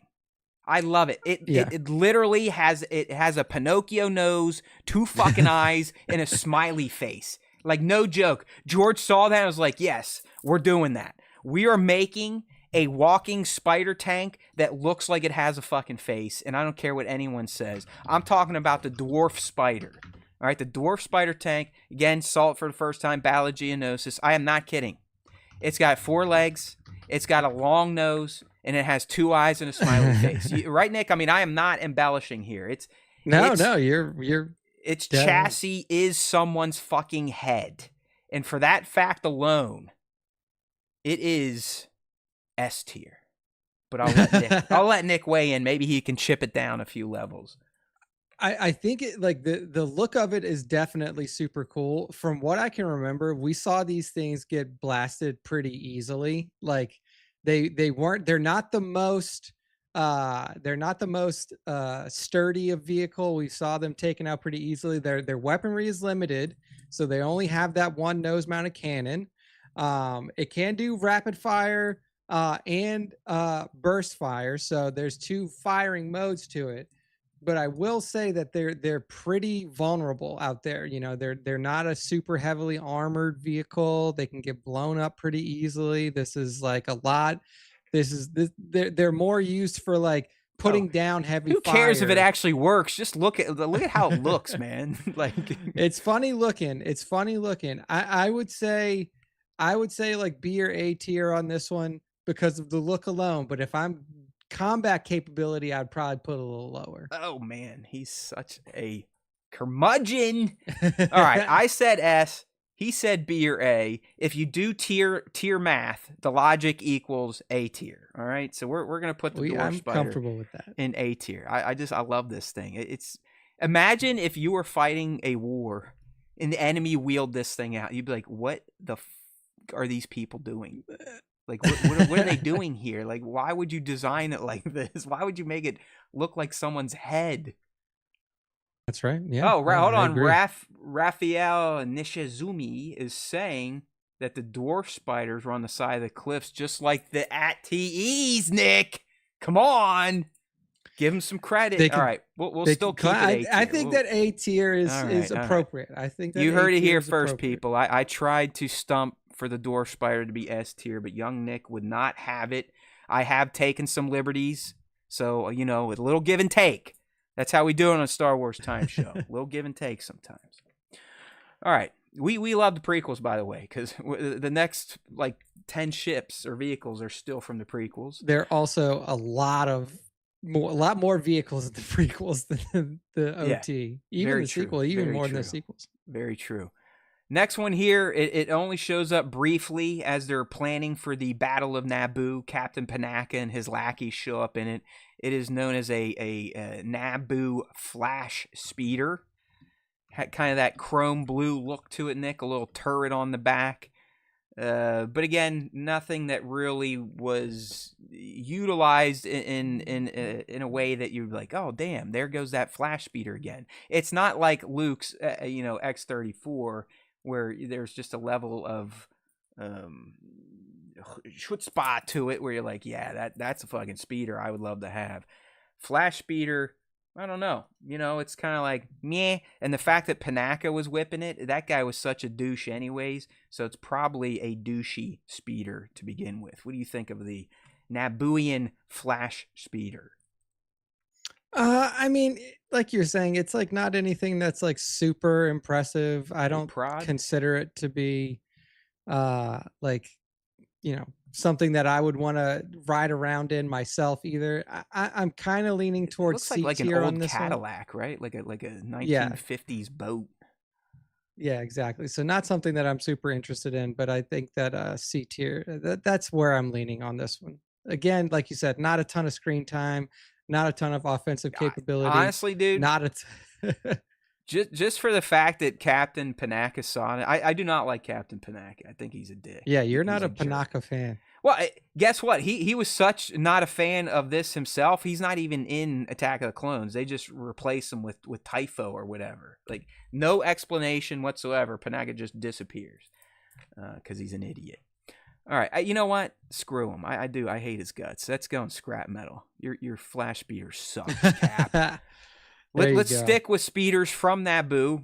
The next one is their Gian, G-I-A-N, the Gian speeder. Did not know that it was named. But you got to see this one when the security forces of Naboo roll back into Theed. See, I know the capital city of Naboo. How do you like that for being a loser? There you go. But they roll back into Theed and kind of pop things off by using the Landspeeder's mega back cannon to blow up an AAT, I believe. So it packs a punch for being a diminutive vehicle. Definitely not as big as an AAT, but one cannon blow kind of took one of those tanks out. So it definitely feels like it's more of a heavy hitter in terms of its weapons package. But still kind of that drabby blue, like bluish purple look. Very clean, as most things in Naboo were. So not super exciting, but definitely powerful. What do you think of the Landspeeder? Yeah, I would say that given that it's got that like that one shot, one kill capability, but that's kind of it's a one trick type of vehicle. I'm leaning towards B because it can do heavy damage. It can do heavy damage, but if it gets caught out, it's over. You're done. There's no way you're gonna escape the blast that comes from it. Um, I would say actually I'm gonna lean towards C because I'm looking at the AT-PD, the AT-PD or whatever that one is. That's PD, right? PT. Yeah, Which one's in C? Whatever. Yeah, it's that stupid one that I kind of hate. Yeah, so I think I'm it's the leaning AP. towards C on this one. All right. AP. So yeah. AP. I think it's in that area. I'll do C. C works for me yeah. on the Landspeeder. John. Hey, Sean. All right. Hey, Based and Brazen, I love you, buddy. Is this real, what Mando Pirate's saying? Can someone give me a check on this, an internet check or an AI check? Mando Pirate's saying that Panaka became an Imperial Moff, so even more reason to hate Panaka. I hope so, because I hated him without even knowing that knowledge. So that just makes Let's see. Karsh Panaka, Imperial Moff. Really? Yeah, he became an Imperial Moff. Immediately after Clone Wars, Supreme Chancellor abolished the Republic and replaced it with the Galactic Empire. Blah blah blah. So like, since he was a part of the Naboo Guard, and he was familiar, Palpatine was familiar with him. He was like, "All right, you're now a part of the Empire. You are now Moff Panaka." There you go. Well, I am justified in all that shit I just talked on that man. So screw him. All that hate, you were right. Screw him. You were right. It. All right, this next one again. I'll be interested to see what Nick says because he's like, dude, it literally just fucking opens up and drops off droids. But I love it. I think it's fantastic. I'm talking about the good old multi-troop transport from the Trade Federation, the MTT, those big brown things that, almost run over Jar Jar in the swamp before Qui-Gon saves them.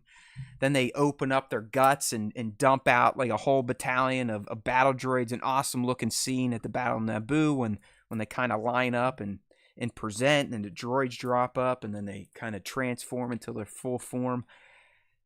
It really, on the outside, it's just like it's a big brown loaf of bread. But I don't know. It's just something about this thing stands out. I don't know if it's because TPM is my favorite movie, the way it sounds, the way it delivers the droids on the battlefield being kind of a standout moment. But Nick, I'm a fan of the MTT, so why don't you get us started on a tier debate here for this one? Because I have a feeling you're gonna be like, dude, it's a fucking like a bus for droids. Yeah, I mean, it's really hard to rank this one, right? Like it's hard to say like what is like what's its capability other than moving troops around. I guess it's very heavily armored. It looks like there's some weaponry on it, but we've never seen them fire. So it's really hard to rank it in terms of like its offensive capabilities. I mean, it's a troop transport, right? It's a troop transport. It hovers. It's not it's C, B, C. I think C maybe, but it could be better. It's just really hard to judge what it does, right? Yeah, like I said, I mean, just the fact that George and team were like, you know what, they use battle droids, but you're not going to just, you're not going to march battle droids into battle. That's not, economically efficient. It's too hard to move them around, keep them in line. So they're like, no, we're going to make these big-ass troop transports that are essentially clothes racks for B-1 droid bodies. I don't know. I like this thing. So I heard a B and a C, so I'm gonna go ahead and take the B. I don't know. I've got some affinity for this thing, even though it really is just a troop mover. But I like Yeah, it. I like that's it. fine. That's fine. We could do B. We could B do it up. B. All right. Well, the inhabitants of the MTT also had their own personal vehicles. We also saw Anakin Skywalker get on some every once in a while. And as Bat may be saying, there is a 1/6 scale hot toy version of this vehicle with General Skywalker riding it. We are talking about the STAP, or that kind of personal stand-up speeder that we see the B-1s on, again, right before or right after Jar Jar was saved by the Jedi. So, kind of a cool looking vehicle. I would love to ride one of these. I think as awesome as the Scout Trooper speeders are, I think zipping around on a STAP would be even more fun. There's just something about like standing up and zipping around, to me, would feel like an amusement park ride. So I'm a big fan of the STAP. Nick, where are you on this personal land vehicle from the Trade Federation? For me, I would probably say like it's similar to the OG like Chicken Walker from the prequels, right? Like it gets you around. It's a personal vehicle. It's got a little bit of offensive capability, but it's not gonna like protect you on a battlefield where there's a bunch of stuff that's flying your way. There's heavier vehicles. I would say like B It's or the C one tier wheel is of kind Star of Wars. Yeah, yeah. I'm with you, Bat. The one wheel It's of Star Wars. All right, that's what I mean. Like the STAP just looks fun to zip around on, and it essentially yeah. has an M60 mounted on front. So I'd love to take this out on the highway and be like, "Oh, you're in my way. Go go go go go! Oh, you're in my way too." Blah, blah, blah, blah, blah, blah. So, like I said, Nick, if he gives me windows and I feel strongly about something, I'm always going to bump it up. So I will put the STAP in B. It goes B. Okay. All right. Okay, next one here should be a pretty quick and easy debate. It's one of the first land vehicles, if not the first land vehicle we have ever seen in Star Wars, if you grew up in the OT era or if A New Hope was your first film or foray into Star Wars. It's the good old X-34 landspeeder piloted by a farm boy Luke. He sells the shit for basically 2 ponchos and some cab fare on the Falcon. But there's just something about this thing that screams Star Wars. I think even non-Star Wars fans would be able to go, that's a land speeder. I've got one out in my garage that my daughter still likes to tool around in at 9. She's had it since she's about 2.5. It's just, it is. Luke's land speeder, as it is called, is one of those super iconic items from Star Wars that just crosses the fandom into pop culture. So, and unless you've got a real hard angle on this one, I think this is S tier. Yeah, I mean, it's S tier purely for the, like you said, like the nostalgia for the, the long tenure it's had in our memories from originally coming through in the OT, the very beginning of the OT. I don't think it's a particularly good vehicle. I'll say that. If I'm ranking this based off of like just how good is the vehicle, this is probably bottom of the barrel. Oh, it's scrap beat metal up. I type mean, of it's stuff. like a Chevy Nova. It's like most, if Yeah, you're a high school kid and your parents didn't just buy you everything, it's one of those cars. yeah. It's not even like a classic. I wouldn't even call it a classic car. I'll say S tier just for the nostalgia of it, but Yes. realistically, like you said, Luke sold this for some gas money and was Ooh. happy to be rid of it. Hey, don't And forget the ponchos though. He got 2 yeah, and the ponchos. poncho. So he got what he needed out of it. It's S Uh, tier, but really, it it's is. It probably is. scrap It metal. is. It is. It really is. And honestly, so's this next one, but we'll talk about it. This is one of my favorite vehicles as well. I know I'm starting to sound like Richard Christie from the Stern Show, where that's my favorite, where everything's my favorite, so nothing even matters what I'm saying right now. I'm just some big dumb idiot, like I love it all. But the AT-ST, yes, that one is pronounced AT-ST. You would not pronounce it AT-ST. Okay, see, are we starting to figure this out? Thank you. But real fans, we call it the Chicken Walker. I had one of these as a toy as a kid, the Kenner one. where you like press it and it would like fall apart. I love it. I can't even like start talking about it. It is what's there to say. This thing is awesome. It walks like a chicken. It's got a face on it, right? It's got two eyes and a mouth. You know, all the what we saw it do on Endor was fantastic. The way it could be taken out was also cool to watch. But the way the rebels used it against the Imperials, this is another vehicle I'd love to have in my backyard to take out for a spin and, you know, maybe clear rush hour traffic on 270. But I love the Chicken Walker. It's an easy S tier for me. But Nick, we'll see what he has to say here.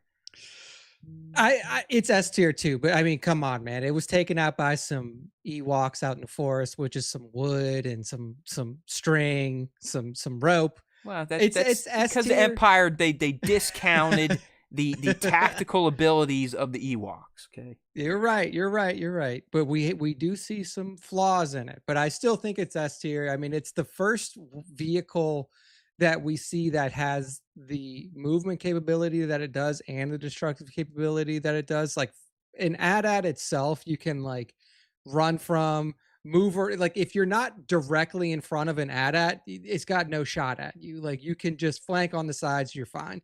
This one, if you're running around, like it can keep up with your movements. It has good firing capabilities. We've seen that it can just move the head side to side and fire. I think that it's S tier. I think it's a top tier destructive vehicle for sure. Bat, you might be wrong. I don't know if I've always called this one ATST or AT-ST. I've literally mostly have called it a Chicken Walker because that's what my dad called it. So we'll Chicken settle Walker there. was It's the Chicken common Walker. term. Based and brazen. I meditate to the Force. Matt doesn't snap one day for humanity's sake. As you should. As you should. I won't go into it, but let's just say coming home from the beach this year, some road rage happened where I was not in the fault, but I wanted to make sure the person that almost ran me off the road paid for that sin, and I scared myself a little bit. Doing almost 100 on the turnpike, almost rubbing wheels NASCAR style with someone because he almost pushed me off the road trying to merge left like an asshole and wouldn't just wait his time. So yeah, but you're not too far off based and brazen. That's why I stay in my basement. Okay, thank you. All right. Navy SEAL 2K, a bunch of fishermen took out the ATSD. Yeah. Yeah, it's very true. The whole family was in the truck, so that's the other reason. Like I snapped, but then I had to realize, oh, hey, dickhead, while you're driving like this, it's there's other people in the back, so chill out. And I eventually calmed down, but here you are. Yeah, Chicken Walker, S tier. Thank you. All right, the next one we're looking at here, it's in general a swoop bike, but we are looking at Emphas Nest bike because I think hers is very iconic. You know, it had a few action scenes in the Solo movie, a big one there where when they're stealing the coaxium on Vandor. It's a badass looking bike. I mean, to me, Nick, it's always looked like the Star Wars version of a chopper. You know, we have choppers here where people will essentially customize a cycle. You have the long handlebar or the long front spokes or whatever the fuck you're gonna call that. Not the front spokes, but the fork. You can have ape hangers. You know, so that's kind of what I feel like this scout bike or Emphas Nest scout bike looks like. It's damn cool, and it got a toy. Yeah. So usually, if they're willing to make a toy, the creators are invested. They think fans are gonna love it. So what would you think of Emphas Nest swoop bike? Yeah, I think it looks super cool. It's like it has a reminiscent design to the speeders that we see in ROTJ, like except much more extended. So you are getting that like chopper style type of build with it. You got the high handlebars on it. You got the wing in the back. I mean, it's a cool looking vehicle for sure. I mean, I'm leaning towards A tier here. I don't think that it quite cracks the S tier because I think that what we have there are like the true icons of Star Wars land vehicles that people will see it and they'll be like, oh yeah, I know exactly where that's from. So I think it's super cool. I think it also sounds cool. Like I remember her rolling up on that. That thing has a mean sound, maneuverable, Oh yeah. fast. So I would say A tier. Yeah, I dig this thing. It's pretty damn cool, and in some of the better action sequences in the Solo movie. So we'll A it up on that swoop bike. All right, next one here. Most people just know it as Grievous's wheel bike. The official name, I'm not kidding. It's borderline. You might as well just call it the Temu 6 wheel bike. But it's Tsmu 6 wheel bike that we saw Grievous try to escape on in Revenge of the Sith as he's running away from Obi-Wan Kenobi on his lizard bird. But I mean, it's literally a wheel of death. Okay, it's. I know we even have, like, some people. I know there's vehicles like this. Some people have invented wheels you sit in and roll around. So it's even made it to the real world. But what'd you think of this when Grievous jumps in this thing, and it really is like a buzzsaw that zips around Utapau until it gets taken out, and then him and Obi have their final confrontation. Yeah, I mean, I think there's a lot to like about this, right? Like, it is kind of like a buzzsaw. You can see like the blade like apparatuses on the wheel itself. It also has legs where it can like deploy and jump. Yep, jumps. Yeah, it jumps. It has blasters attached to it as well. Like, this thing is actually super cool. I'm a big fan of this vehicle. I actually in Star Wars The Old Republic MMO, they have mounts that are very very similar to this that I whip around in sometimes when I'm playing the game. So I think that this is probably an A tier vehicle as well. Super fast, super maneuverable, has multiple modes to move around with both the spinning wheel and the legs to help you traverse jumps and gaps. Has good weaponry on it, and if somebody gets in your way, you literally just slice them to pieces. It's pretty wild. Yeah, I mean, it's a drivable buzzsaw. So I'm with you here, man. I think this earns an A. It's just another one of those where you're like, damn, good on you, George and concept artist team. Like, good on you guys. Yeah, I know, right? That is way to dream, way to design. use those imaginations, because Truly, it is wild looking. All right, here's a good one here. I don't even know if you can see what this is, Nick, but it's from one of the Ewok cartoons. It's an Ewok battle wagon. So it's got like a massive skull on the front, stone wheels. It's all made out of wood. You got Ewoks on top, slinging rocks from the top. You know, there are some motherfucking warriors. Back when we used to do our Star Wars time D&D, Chief Matlu was a murderous Ewok chieftain that was excommunicated from Endor because of how crazy he was. But I think he would have loved to roll around in this battle wagon. You gotta love them, man. They live in the trees. They use their resources. It might look like it's from, thousands of years ago here on Earth, and it definitely did not compete with the technological tears that the galaxy had that these little bears shared. But you gotta love that they built battle wagons. Ingenuity. Yes, ingenuity. So here's how it was constructed. So it's 2 tiers. The lower tier, saying S for this one. All right. the lower tier has a battering ram on it, so it's essentially like built out of wood that has a hole in the middle of it that a battering ram can swing through. So if you're really thinking about it and you want like a picture of it in your head, think of Grand from Lord of the Rings. Grand. Yeah. Grand. So it's like swinging on that. So it's got a battering ram. And then the top section is literally, it says, an upper stage with the skull of a tusked bantha alongside of a ceremonial drum. So it literally is just the Grand thing. It's like the Grand, except it's not, it doesn't have like a pig. Yeah, Paplu up there is like they're like, yub nub. Each up, yub nub, and then they come to your gate and they're like, yub nub, yub right. nub. Until they break it down. And while they're busting your door down, baby, they're not messing around. It is cool, and it's fun to think, like, it's fun to lore build off of this. That, like, what were they breaking into? What was it? Was it Tarek and like those piratey people from the Battle of Endor? I mean, what were these fucking things fighting? Yeah, that's exactly what I'm getting to. It's like this vehicle alone proves that the Ewoks were a warfaring people, so much Yeah. so that they built a vehicle to bust other It's a like to siege batter vehicle, doors right? I mean, down. this is for a Yeah, siege.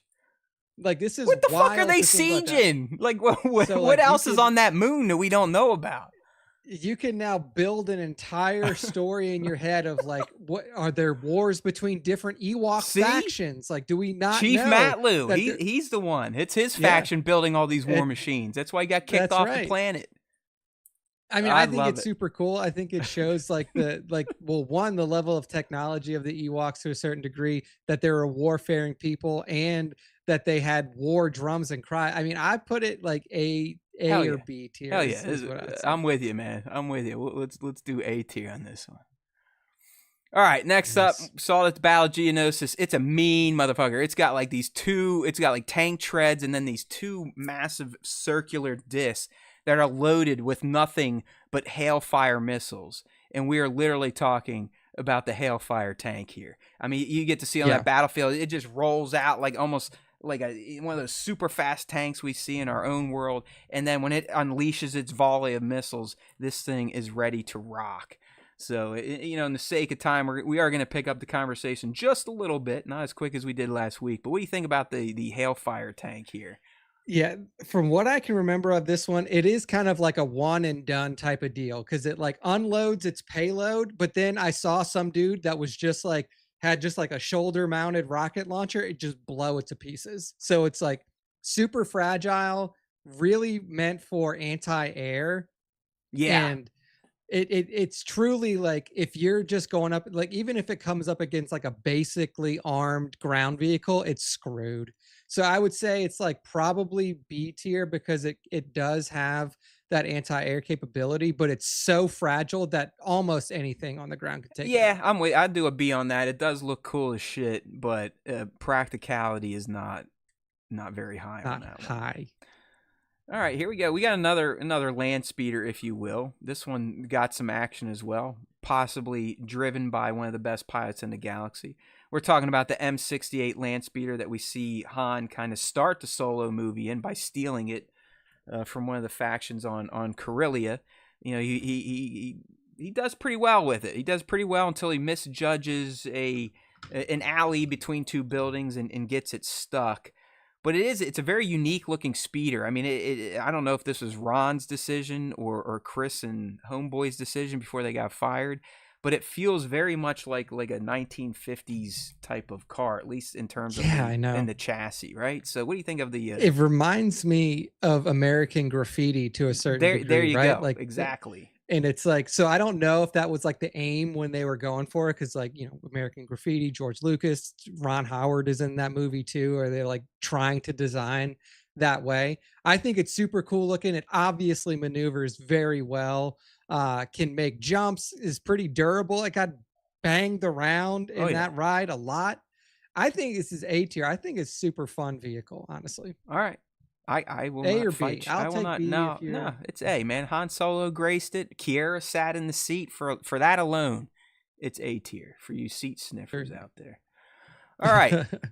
Another CIS vehicle that debuted at the Battle of Geonosis. This one's pretty massive. It almost walked on stilts. It's the father to the dwarf spider. This is the homing spider. We saw it's got like this massive laser on top that it can just like cut ships in half, cut troop lines in half, AT-ATs in half. It seems powerful, but again, like a lot of this CIS stuff, the practicality of its build and the way it gets around seems questionable. So, what do you think about the yeah. homing spider here, Nick? Yeah, again, it's like it has the weaponry is powerful. Like it has those powerful lasers, but it's also again like I saw this thing literally lose a leg and then it just goes down. Like it's just done. If it loses one of its legs, it just teeters, it's over. It's relatively easy to take out. I'm kind of leaning towards like B or C tier with this one because it is kind of like a one shot, one hit type of deal. And it doesn't have the best maneuverability. It can barely Yeah, move. I'll take it to B just for looks alone. Like I really I love what George and team were doing with all these vehicles because on paper they do look cool. But as Nick keeps explaining, their functionality is probably piss because of the way they look and their design. But I'll keep the homing spider B action. All right, this one I kind of again, is this really a land vehicle? It's underwater. It's kind of a submarine, but I figured why not. I do want to bring up that Based and Brazen mentioned that we probably should have included the speeder bikes from the Mod Squad from Book of Boba, and that was a good point. Good point. Didn't make the list, but I'm with you. But I did feel like including the Bongo from TPM. Okay, it's got a sweet name. It's named after a drum. Yeah. Its engine is literally, it just twists around and it's almost like a fish tail. Okay, it can be eaten by Mondo Gooby Dooby fish and survive. It sounds cool. It looks cool. I don't know. What do you think about the Bongo? Does it even deserve to be on this list since it's not a land or air vehicle? It is purely sea based. It is a sea-based vehicle, so technically not that doesn't really fall in the category, but No, not at all.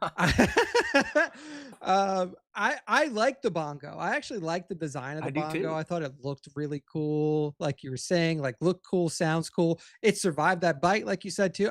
If we're ranking it, I would probably say B tier. It's got good All right. maneuverability, good speed, good survivability underwater against very large foes. I don't think there's any weaponry to it, but hey, it got around pretty well. It So is I would zippy. say It B is tier zippy. I mean, it's built like a fish and it moves like one. So I'm with you. I think B is fair for the Bongo.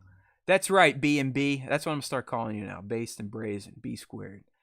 We do make our own criteria because we are him. All right. Next up, if you can see it, we've seen it pop up a bit in the Mandoverse era these days. I think it debuted maybe in Rebels. But it had a pretty great action scene in Mando. If you remember when Grief, was it Kara, I believe, is on it as well. Mando is in the Razor Crest, but they're escaping. This is in season 2. They're escaping that Imperial facility, and two TIEs pursue it. So we know it can cover itself. I mean, it's got turrets on the back, on the front. It's got some maneuverability, but it is kind of built like a van almost. It's like a long van or a short bus, short bus, if you will. Stormtroopers. So we're so funny. But what do you think about the ITT here, the Imperial Troop Transport? They can like pop out of it, Nick, and almost have like a shield to start shooting out of. So it's got that functionality as well. Yeah. So I mean, it is not the prettiest looking vehicle. It's got a little Very bit of boxy. very boxy, limited ability to protect itself, like you said, just kind of the one cannon on the back and then the one at the front. I would say it's like B tier. It's a good tank for sure. Like it will protect your troops. But if you're caught out in just one of those and you're trying to defend yourself, you're probably going to be in a lot of trouble. So I would probably say B or C tier. I'm leaning towards B just because the defensive capability means you can stay protected a little bit longer than you would in something like the AT-PD or the vehicles that are in C tier. So I'm leaning towards like maybe low B, high C. I'll say that.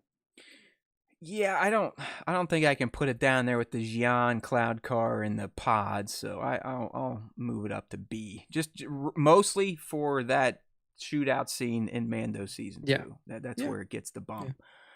All right, this next one again. If you blinked, you missed it.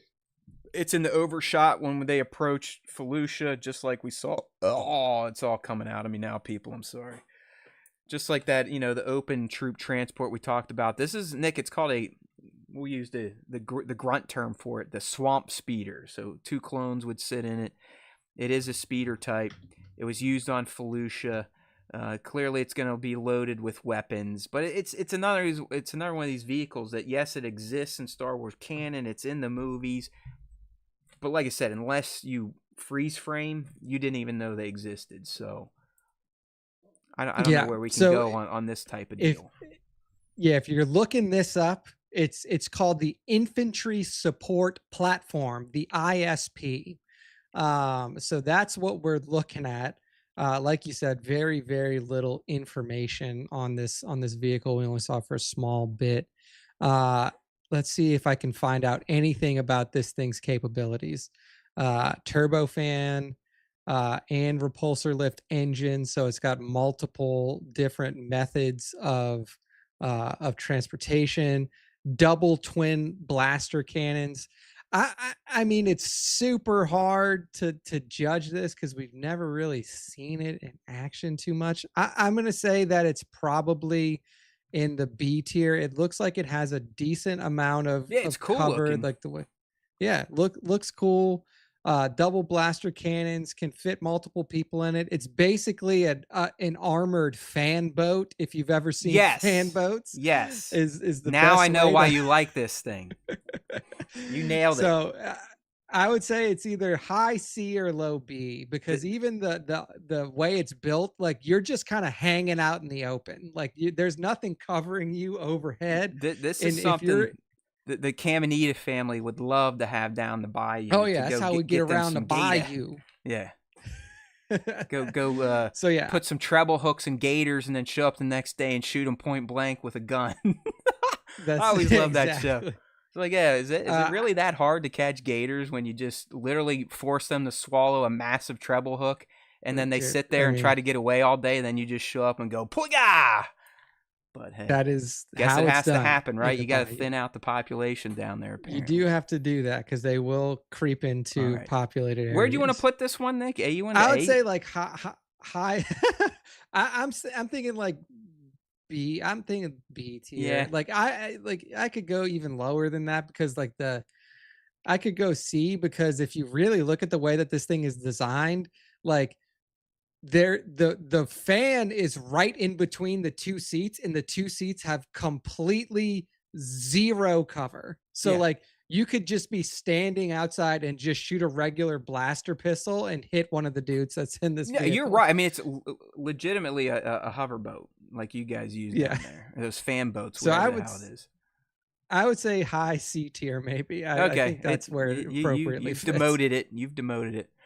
All right, the next one here, we saw it in action. Mando season 2, the Bill Burr episode. It's that big troop transport tanky. It almost looks like a turbo tank type of deal. It truly is just like a massive wagon, like it's almost like a train truck, or like a tractor trailer Yeah. type of deal. Yeah, it's an Big, 18 wheeler of Star Wars yeah, basically. big wheels. You remember Mando has the fight on top of it with other goons trying to take the shit out, or I guess the locals are trying to take it out because they hate the Empire. But it had a cool moment, but outside of that, it really is just like a massive truck. Yeah, it's just a big truck. It doesn't have any like special capabilities other than the fact that it's got big ass wheels to allow you to go over some tough terrain. I'm saying probably B or C because there's really nothing like it just move. It's a people mover and that's really it. So yeah, I'll leave it to you to place it in its final Yeah, spot. it's like, I mean, sure, I'd love to have one in real life for purposes. I've said having a chicken walker and the Grievous's wheel of death. It'd be great to just roll down a highway with one. But it is pretty boring to me. It's not scrap metal, but nothing really kind of gets my juices flowing. So I'm going to C tier this one as well. All Now this right. next guy, you could argue might have been the predecessor for it, but the turbo tank, I love this thing.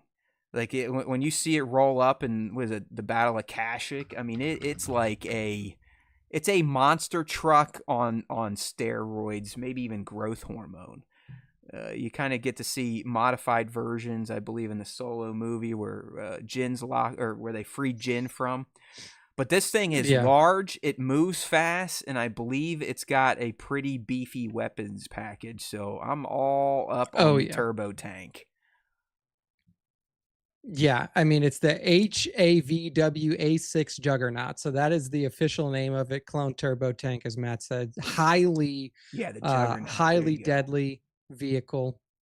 Highly deadly vehicle. Lots of offensive capability. Lots of armor on this thing too. I mean, it is truly a huge tank that can also do a lot of damage. So I'm saying that this is like A tier at minimum. I could see arguments for putting this in S tier, but I'm saying A tier at min for this one. Yeah, it is a tough one. It is.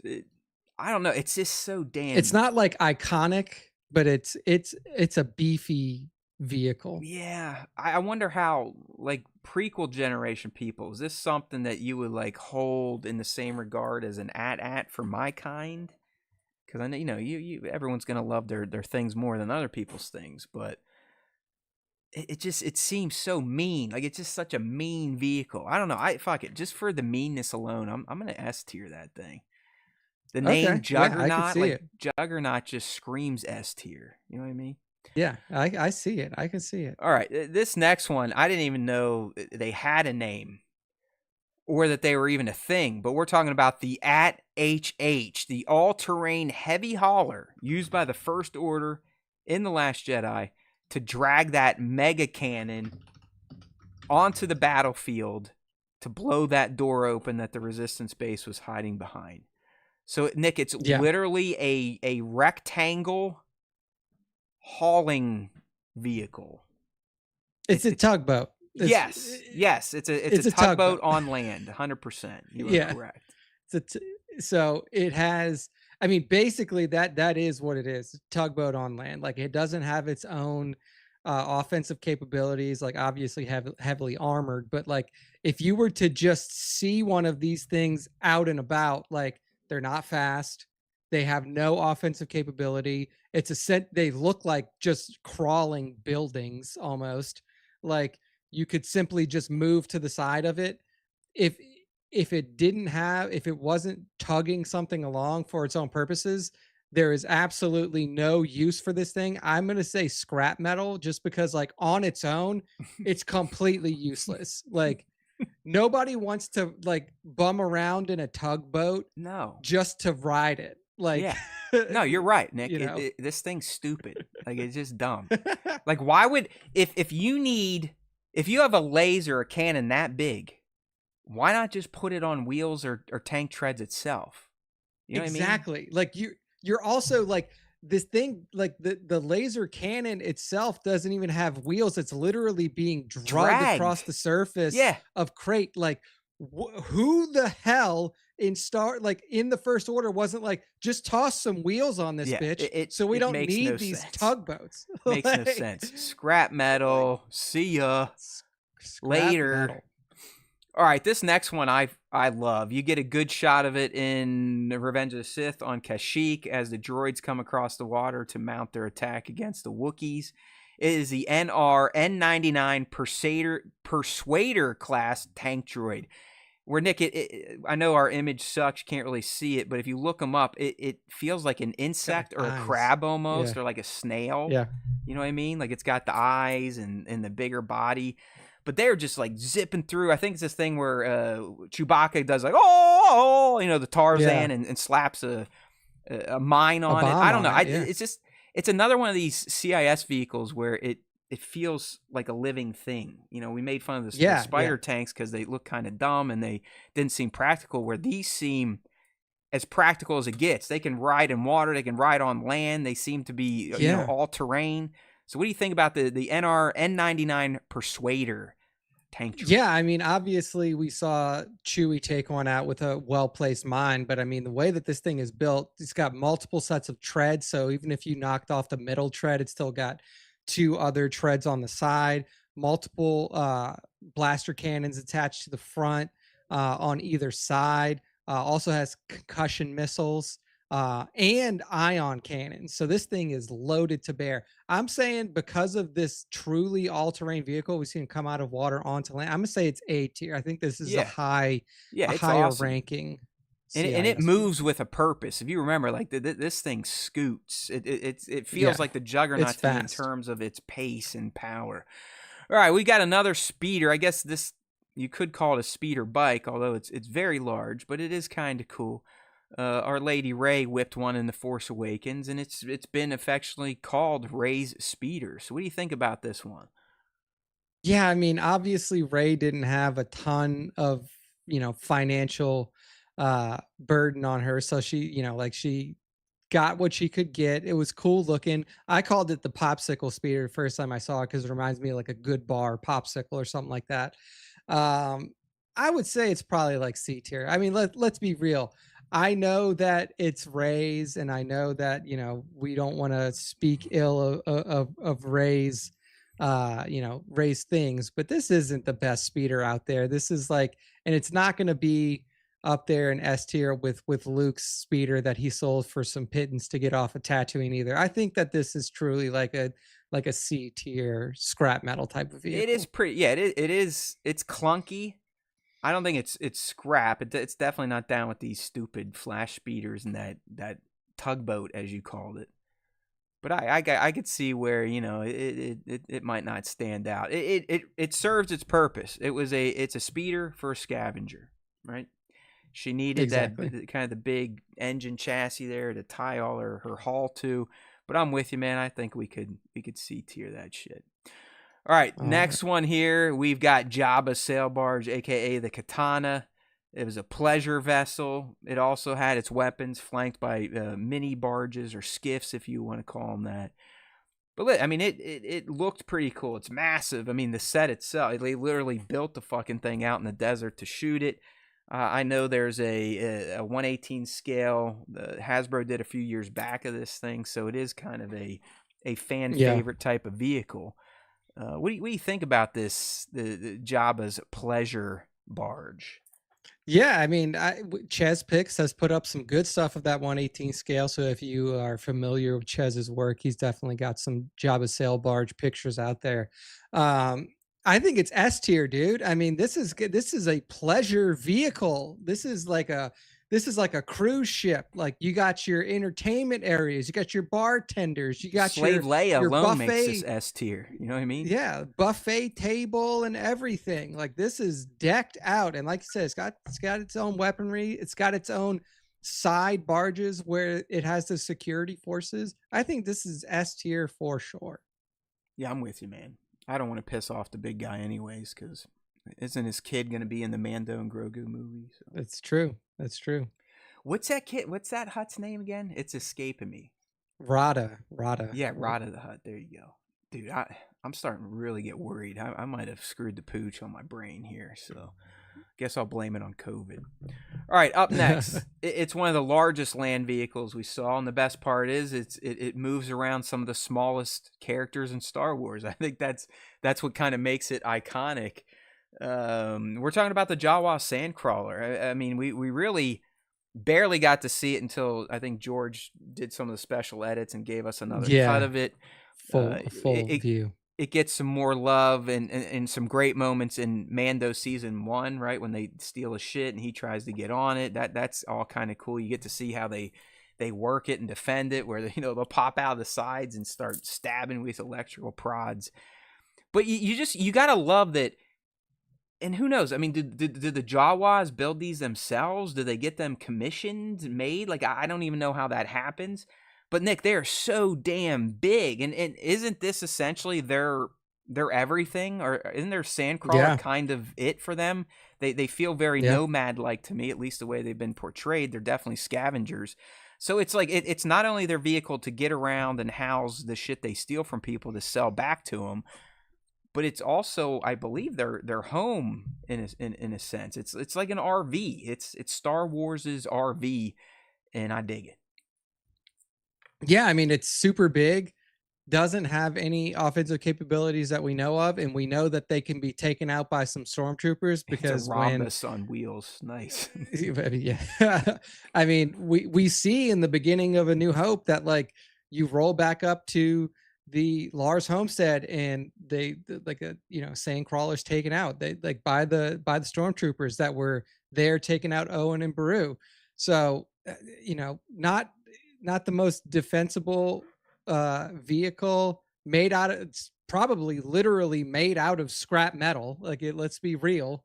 I'm like, I know it's an iconic one, but like, what can it really do? I'm putting this in like C scrap metal tier because Oh it's my just like, it's god. just super, it's super slow.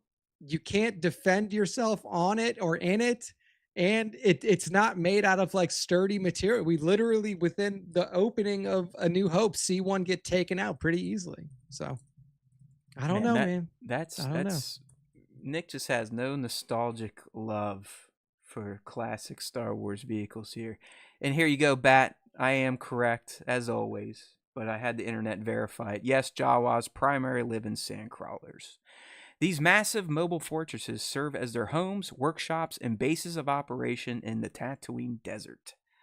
Bingo, bango. I win again. I don't know, Nick. That's kind of rude what you're doing to the Sandcrawler, saying C tier scrap metal, really? But since you kind of set the bar, I would be foolish to put it much higher than that. I mean, you do have some points. To me, it's so iconic, but it is just kind of a thing. All right, I guess I'll let you win this time, CT. Okay, All we right. got one of the other more iconic pod racers. I wasn't going to include them all because I'd be like, well, is this Ben Quadraneros or is this that guy? Who the fuck knows? But we definitely saw plenty of Sebulba's pod racer. I mean, its engine sound alone almost brings it to the high tiers. I'm not kidding.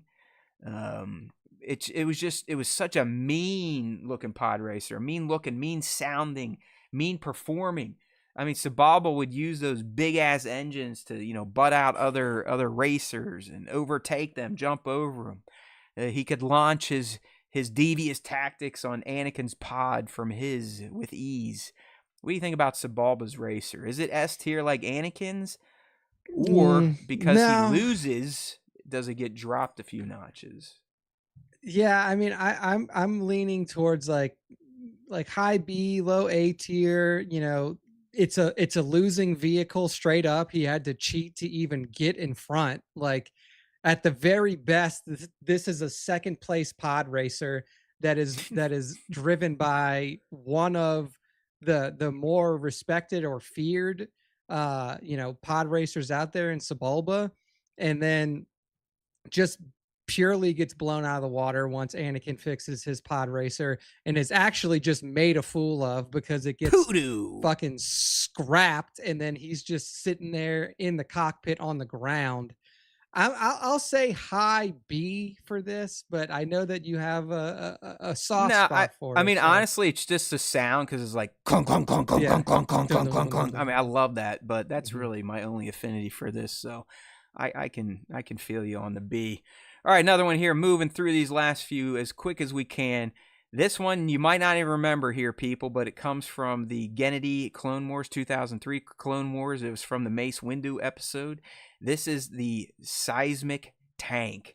It literally just floats above the surface, and when it's ready, it drops this massive steel cylinder that is so big and comes down with so much force it essentially creates mini earthquakes and craters.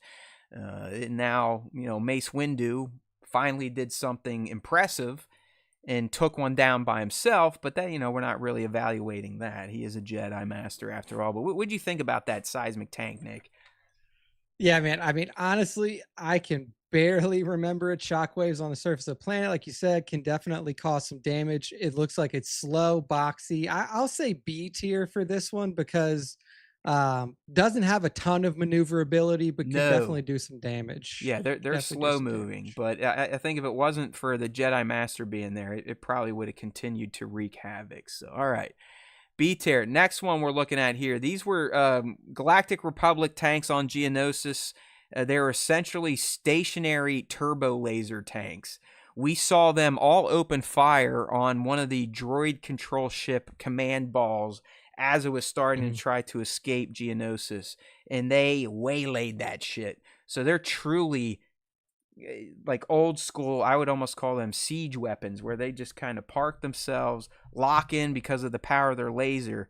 But that's the key. They can pack one hell of a punch, so much so that they can take down essentially command ships on their own.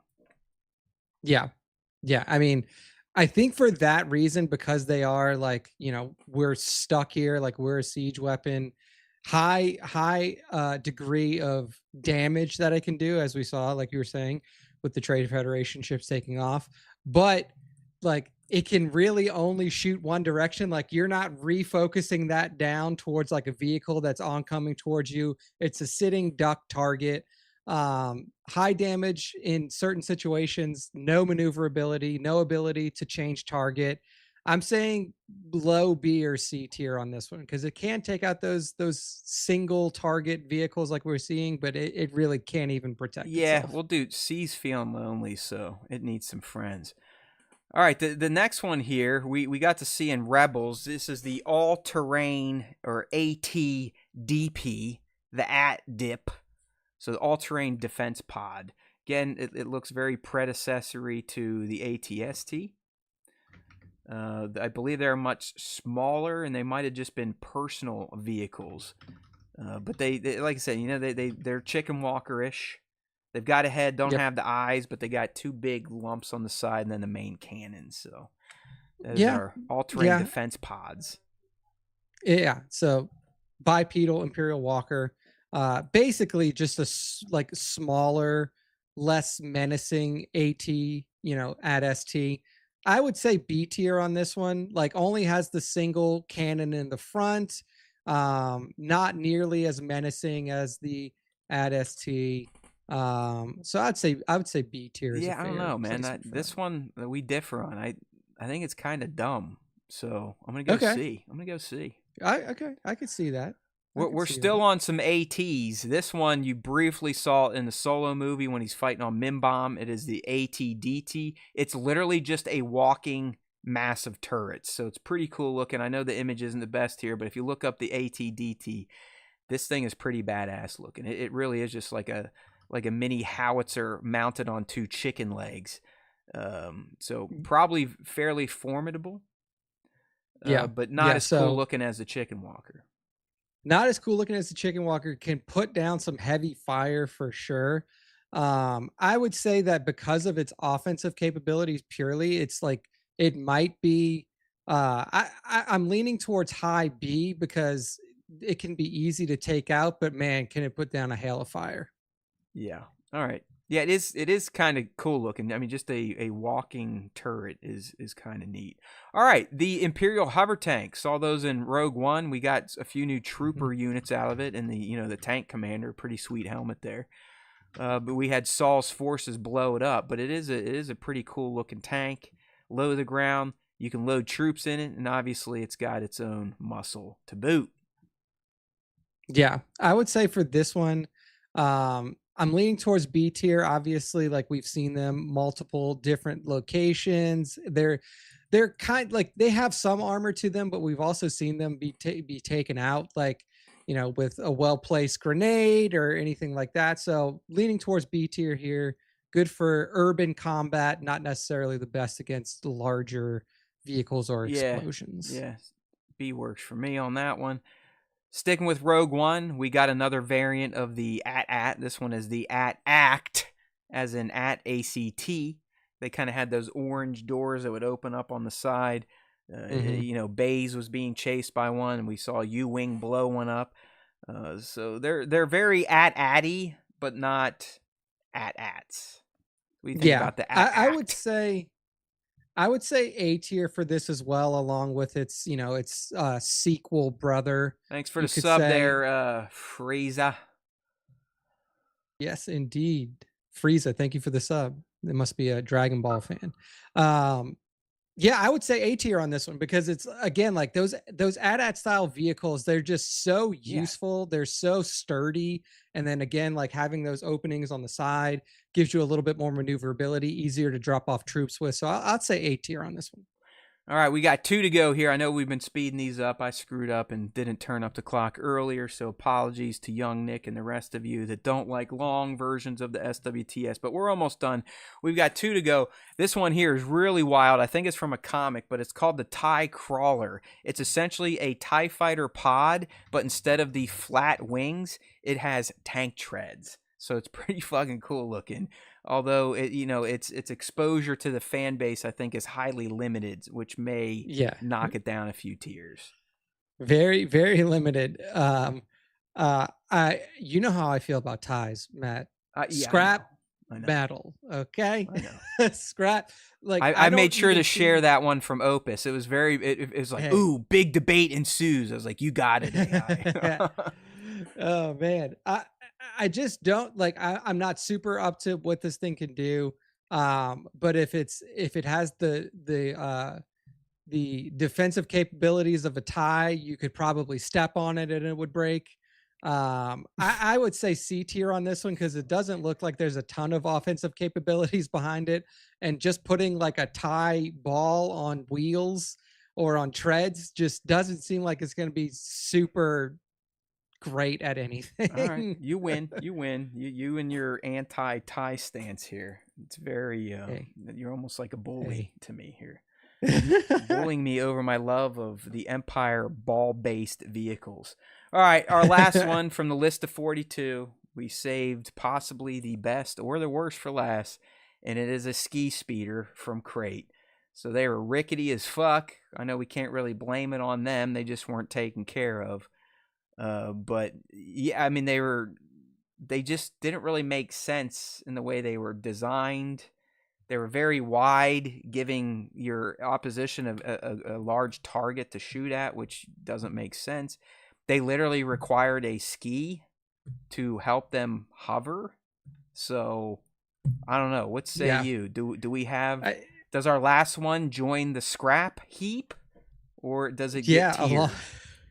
Along with the other vehicle that we only ever saw on Crate, I think it deserves to be in scrap metal. I Yeah. don't even think that this vehicle was really designed for combat purposes. I think that like they were on Crate because that's where they ended up, and they were like, okay, well, there's these things here.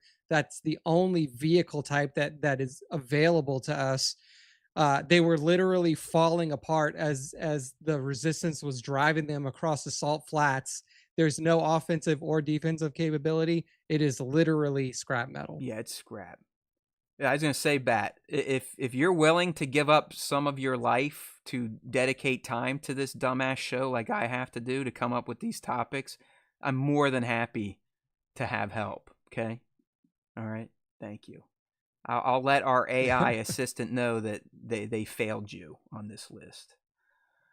Hey, look who's here! A wrench just showed up, Mr. Doty. What's he There we saying? go. Would have made sense if they just used the ski speeders to blind the First Order with the red smoke, and then actual The red, military. Yeah, there you go.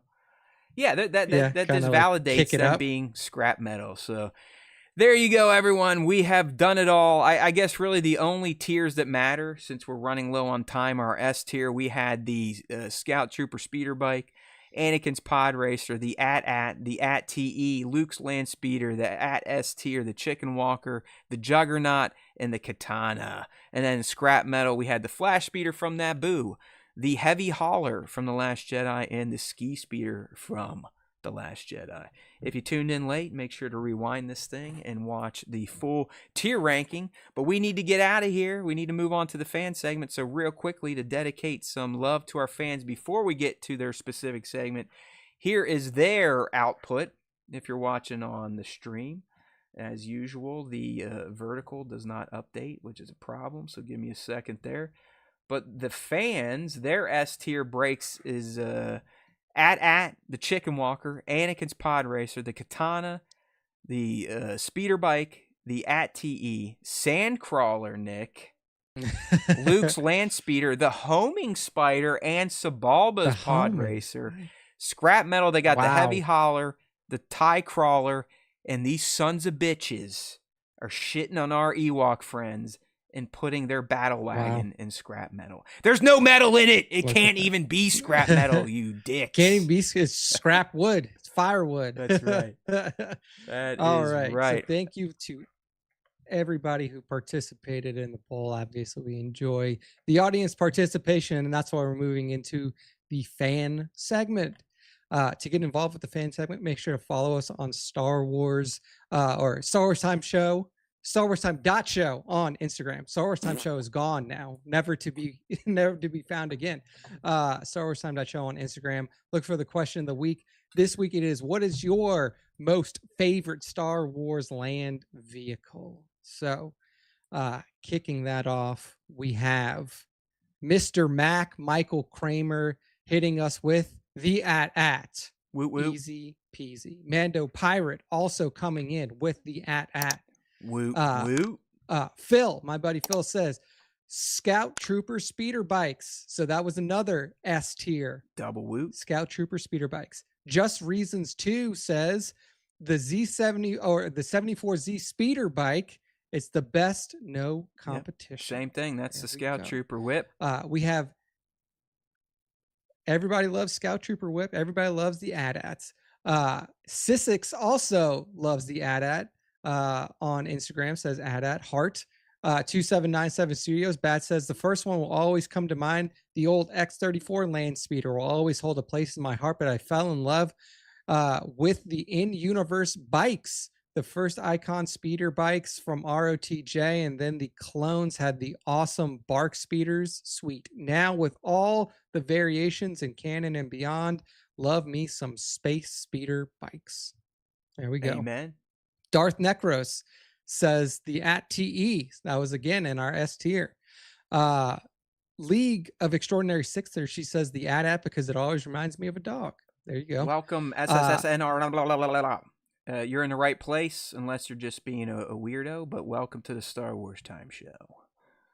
Thank you for joining. GT Arts Fett says AT-AT, and then EKU Rory says Sand Crawler. You disappointed a lot of fans today with that Sand Crawler shit talking you got into. Hey, I'm just laying down the facts, baby. That's all. That's all you get from me is the facts. I'll just give you the facts.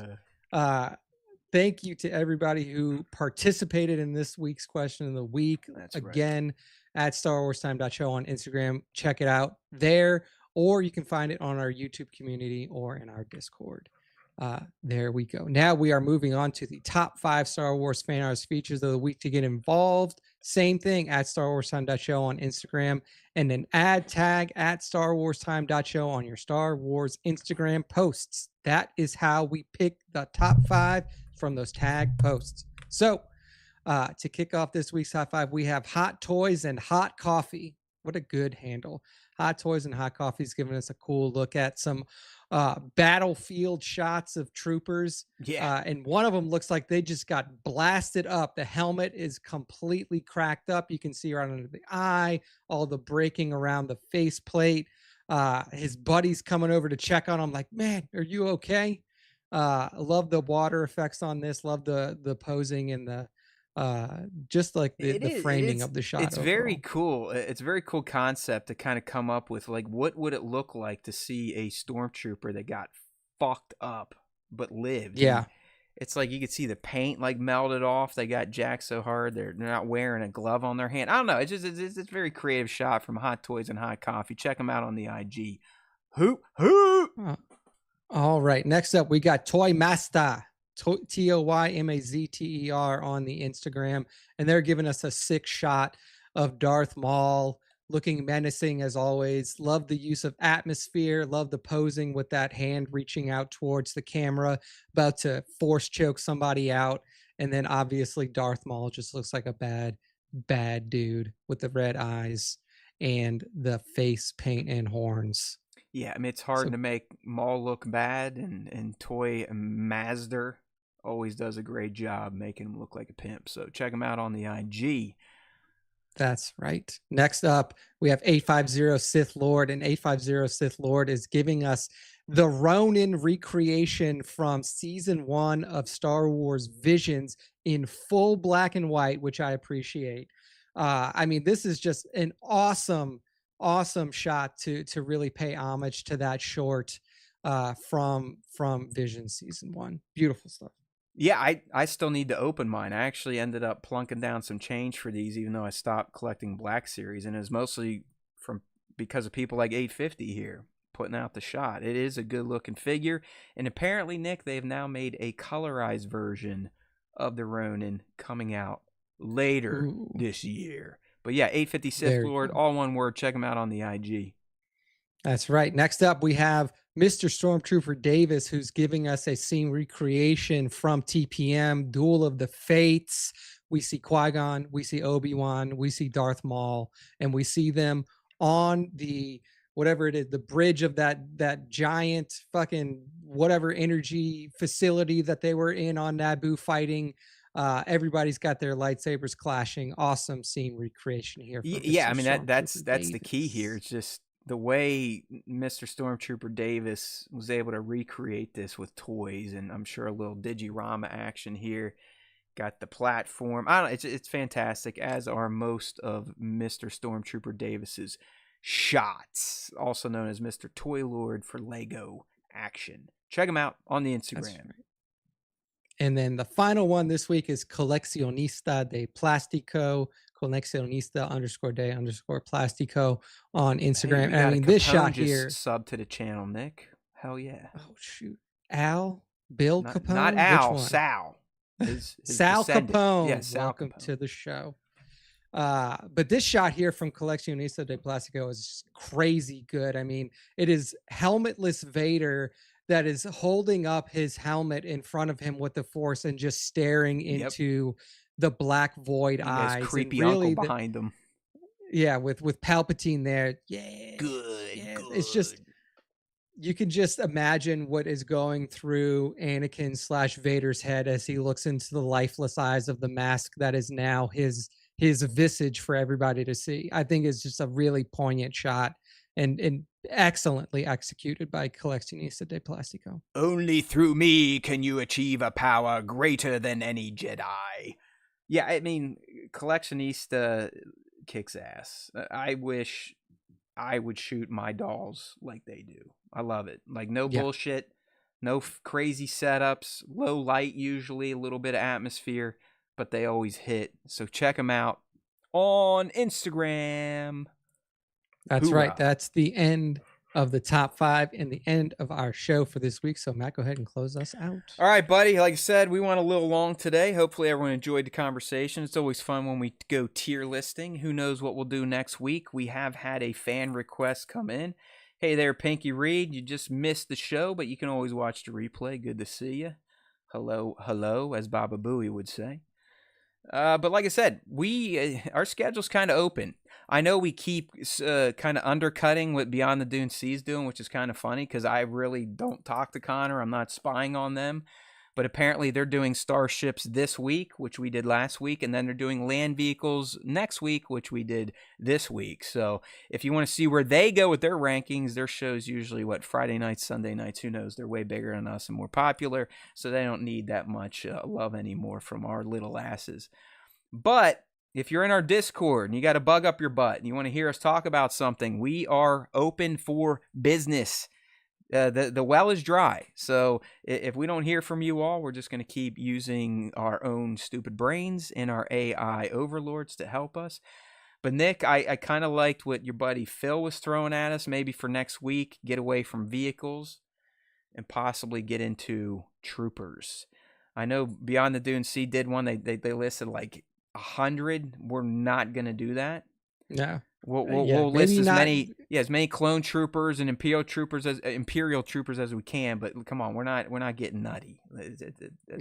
Maybe stay away from the named ones too. Let's just go with trooper variants. Make it easier so we don't have to. Yeah, exactly. It's not like, because did he want troopers in general or just clones? Because if we did clones, then maybe you sprinkle in some of the names. But if it's just troopers, then we never really had named troopers in the OT, so you're just a trooper.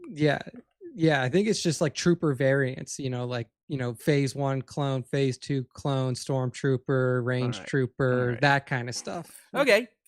Well, hey, Phil spoke. We have listened. So plan on it. Bank on it. Next week, we'll be tier ranking the troopers of Star Wars, and it's probably not going to be as deep or as in-depth as people like Bat want. See, I can kid tube that. All right, people, you know what to do. Keep talking about our stupid asses. Try to get us more fans. I need it. Sometimes I feel sad. I really do think we deserve a bigger audience, or at least to go viral more often than we do. Check out the channel, youtube.com/Star Wars Time Show. We'll be dropping clips throughout the week from old and new shows. Just in case you missed the full show, you can always get little bites to possibly tempt you to tuning into the full deal. If you liked what you heard today, we've got an open Discord. Just check out the description in this live stream video. And while you're down there, if you've seen that join channel button, give it some thought. We go as low as $1.99. You'll get the Vader cat next to your name, as well as custom emojis like the Vader trophy that I know one of our diehards will hopefully throw up here before I say goodbye. All right. I used to always say, hey, go to StarWarsTime.net, but I'm pretty sure we're phasing that thing out. So it's not that important anymore. But if you do want to see Nick's top 5 before the show, he always puts them up on StarWarsTime.net. And then the audio-only version of this podcast or this live stream will go there as well, at least through the end of 25. But this show will be hitting all podcast platforms probably by late afternoon Thursday, as we always do. So if you're a podcaster, sub up. Leave a rating and review. If you're a tuber, rating and review. There's League coming through to kind of show off some of the amenities or some of the bonuses you get for becoming an SWTS channel member. All right, my friends, there's always time for Star Wars Time. And if you listen to the Star Wars Time show, or if you just let it sink into your brain through osmosis, the Force will be with you always.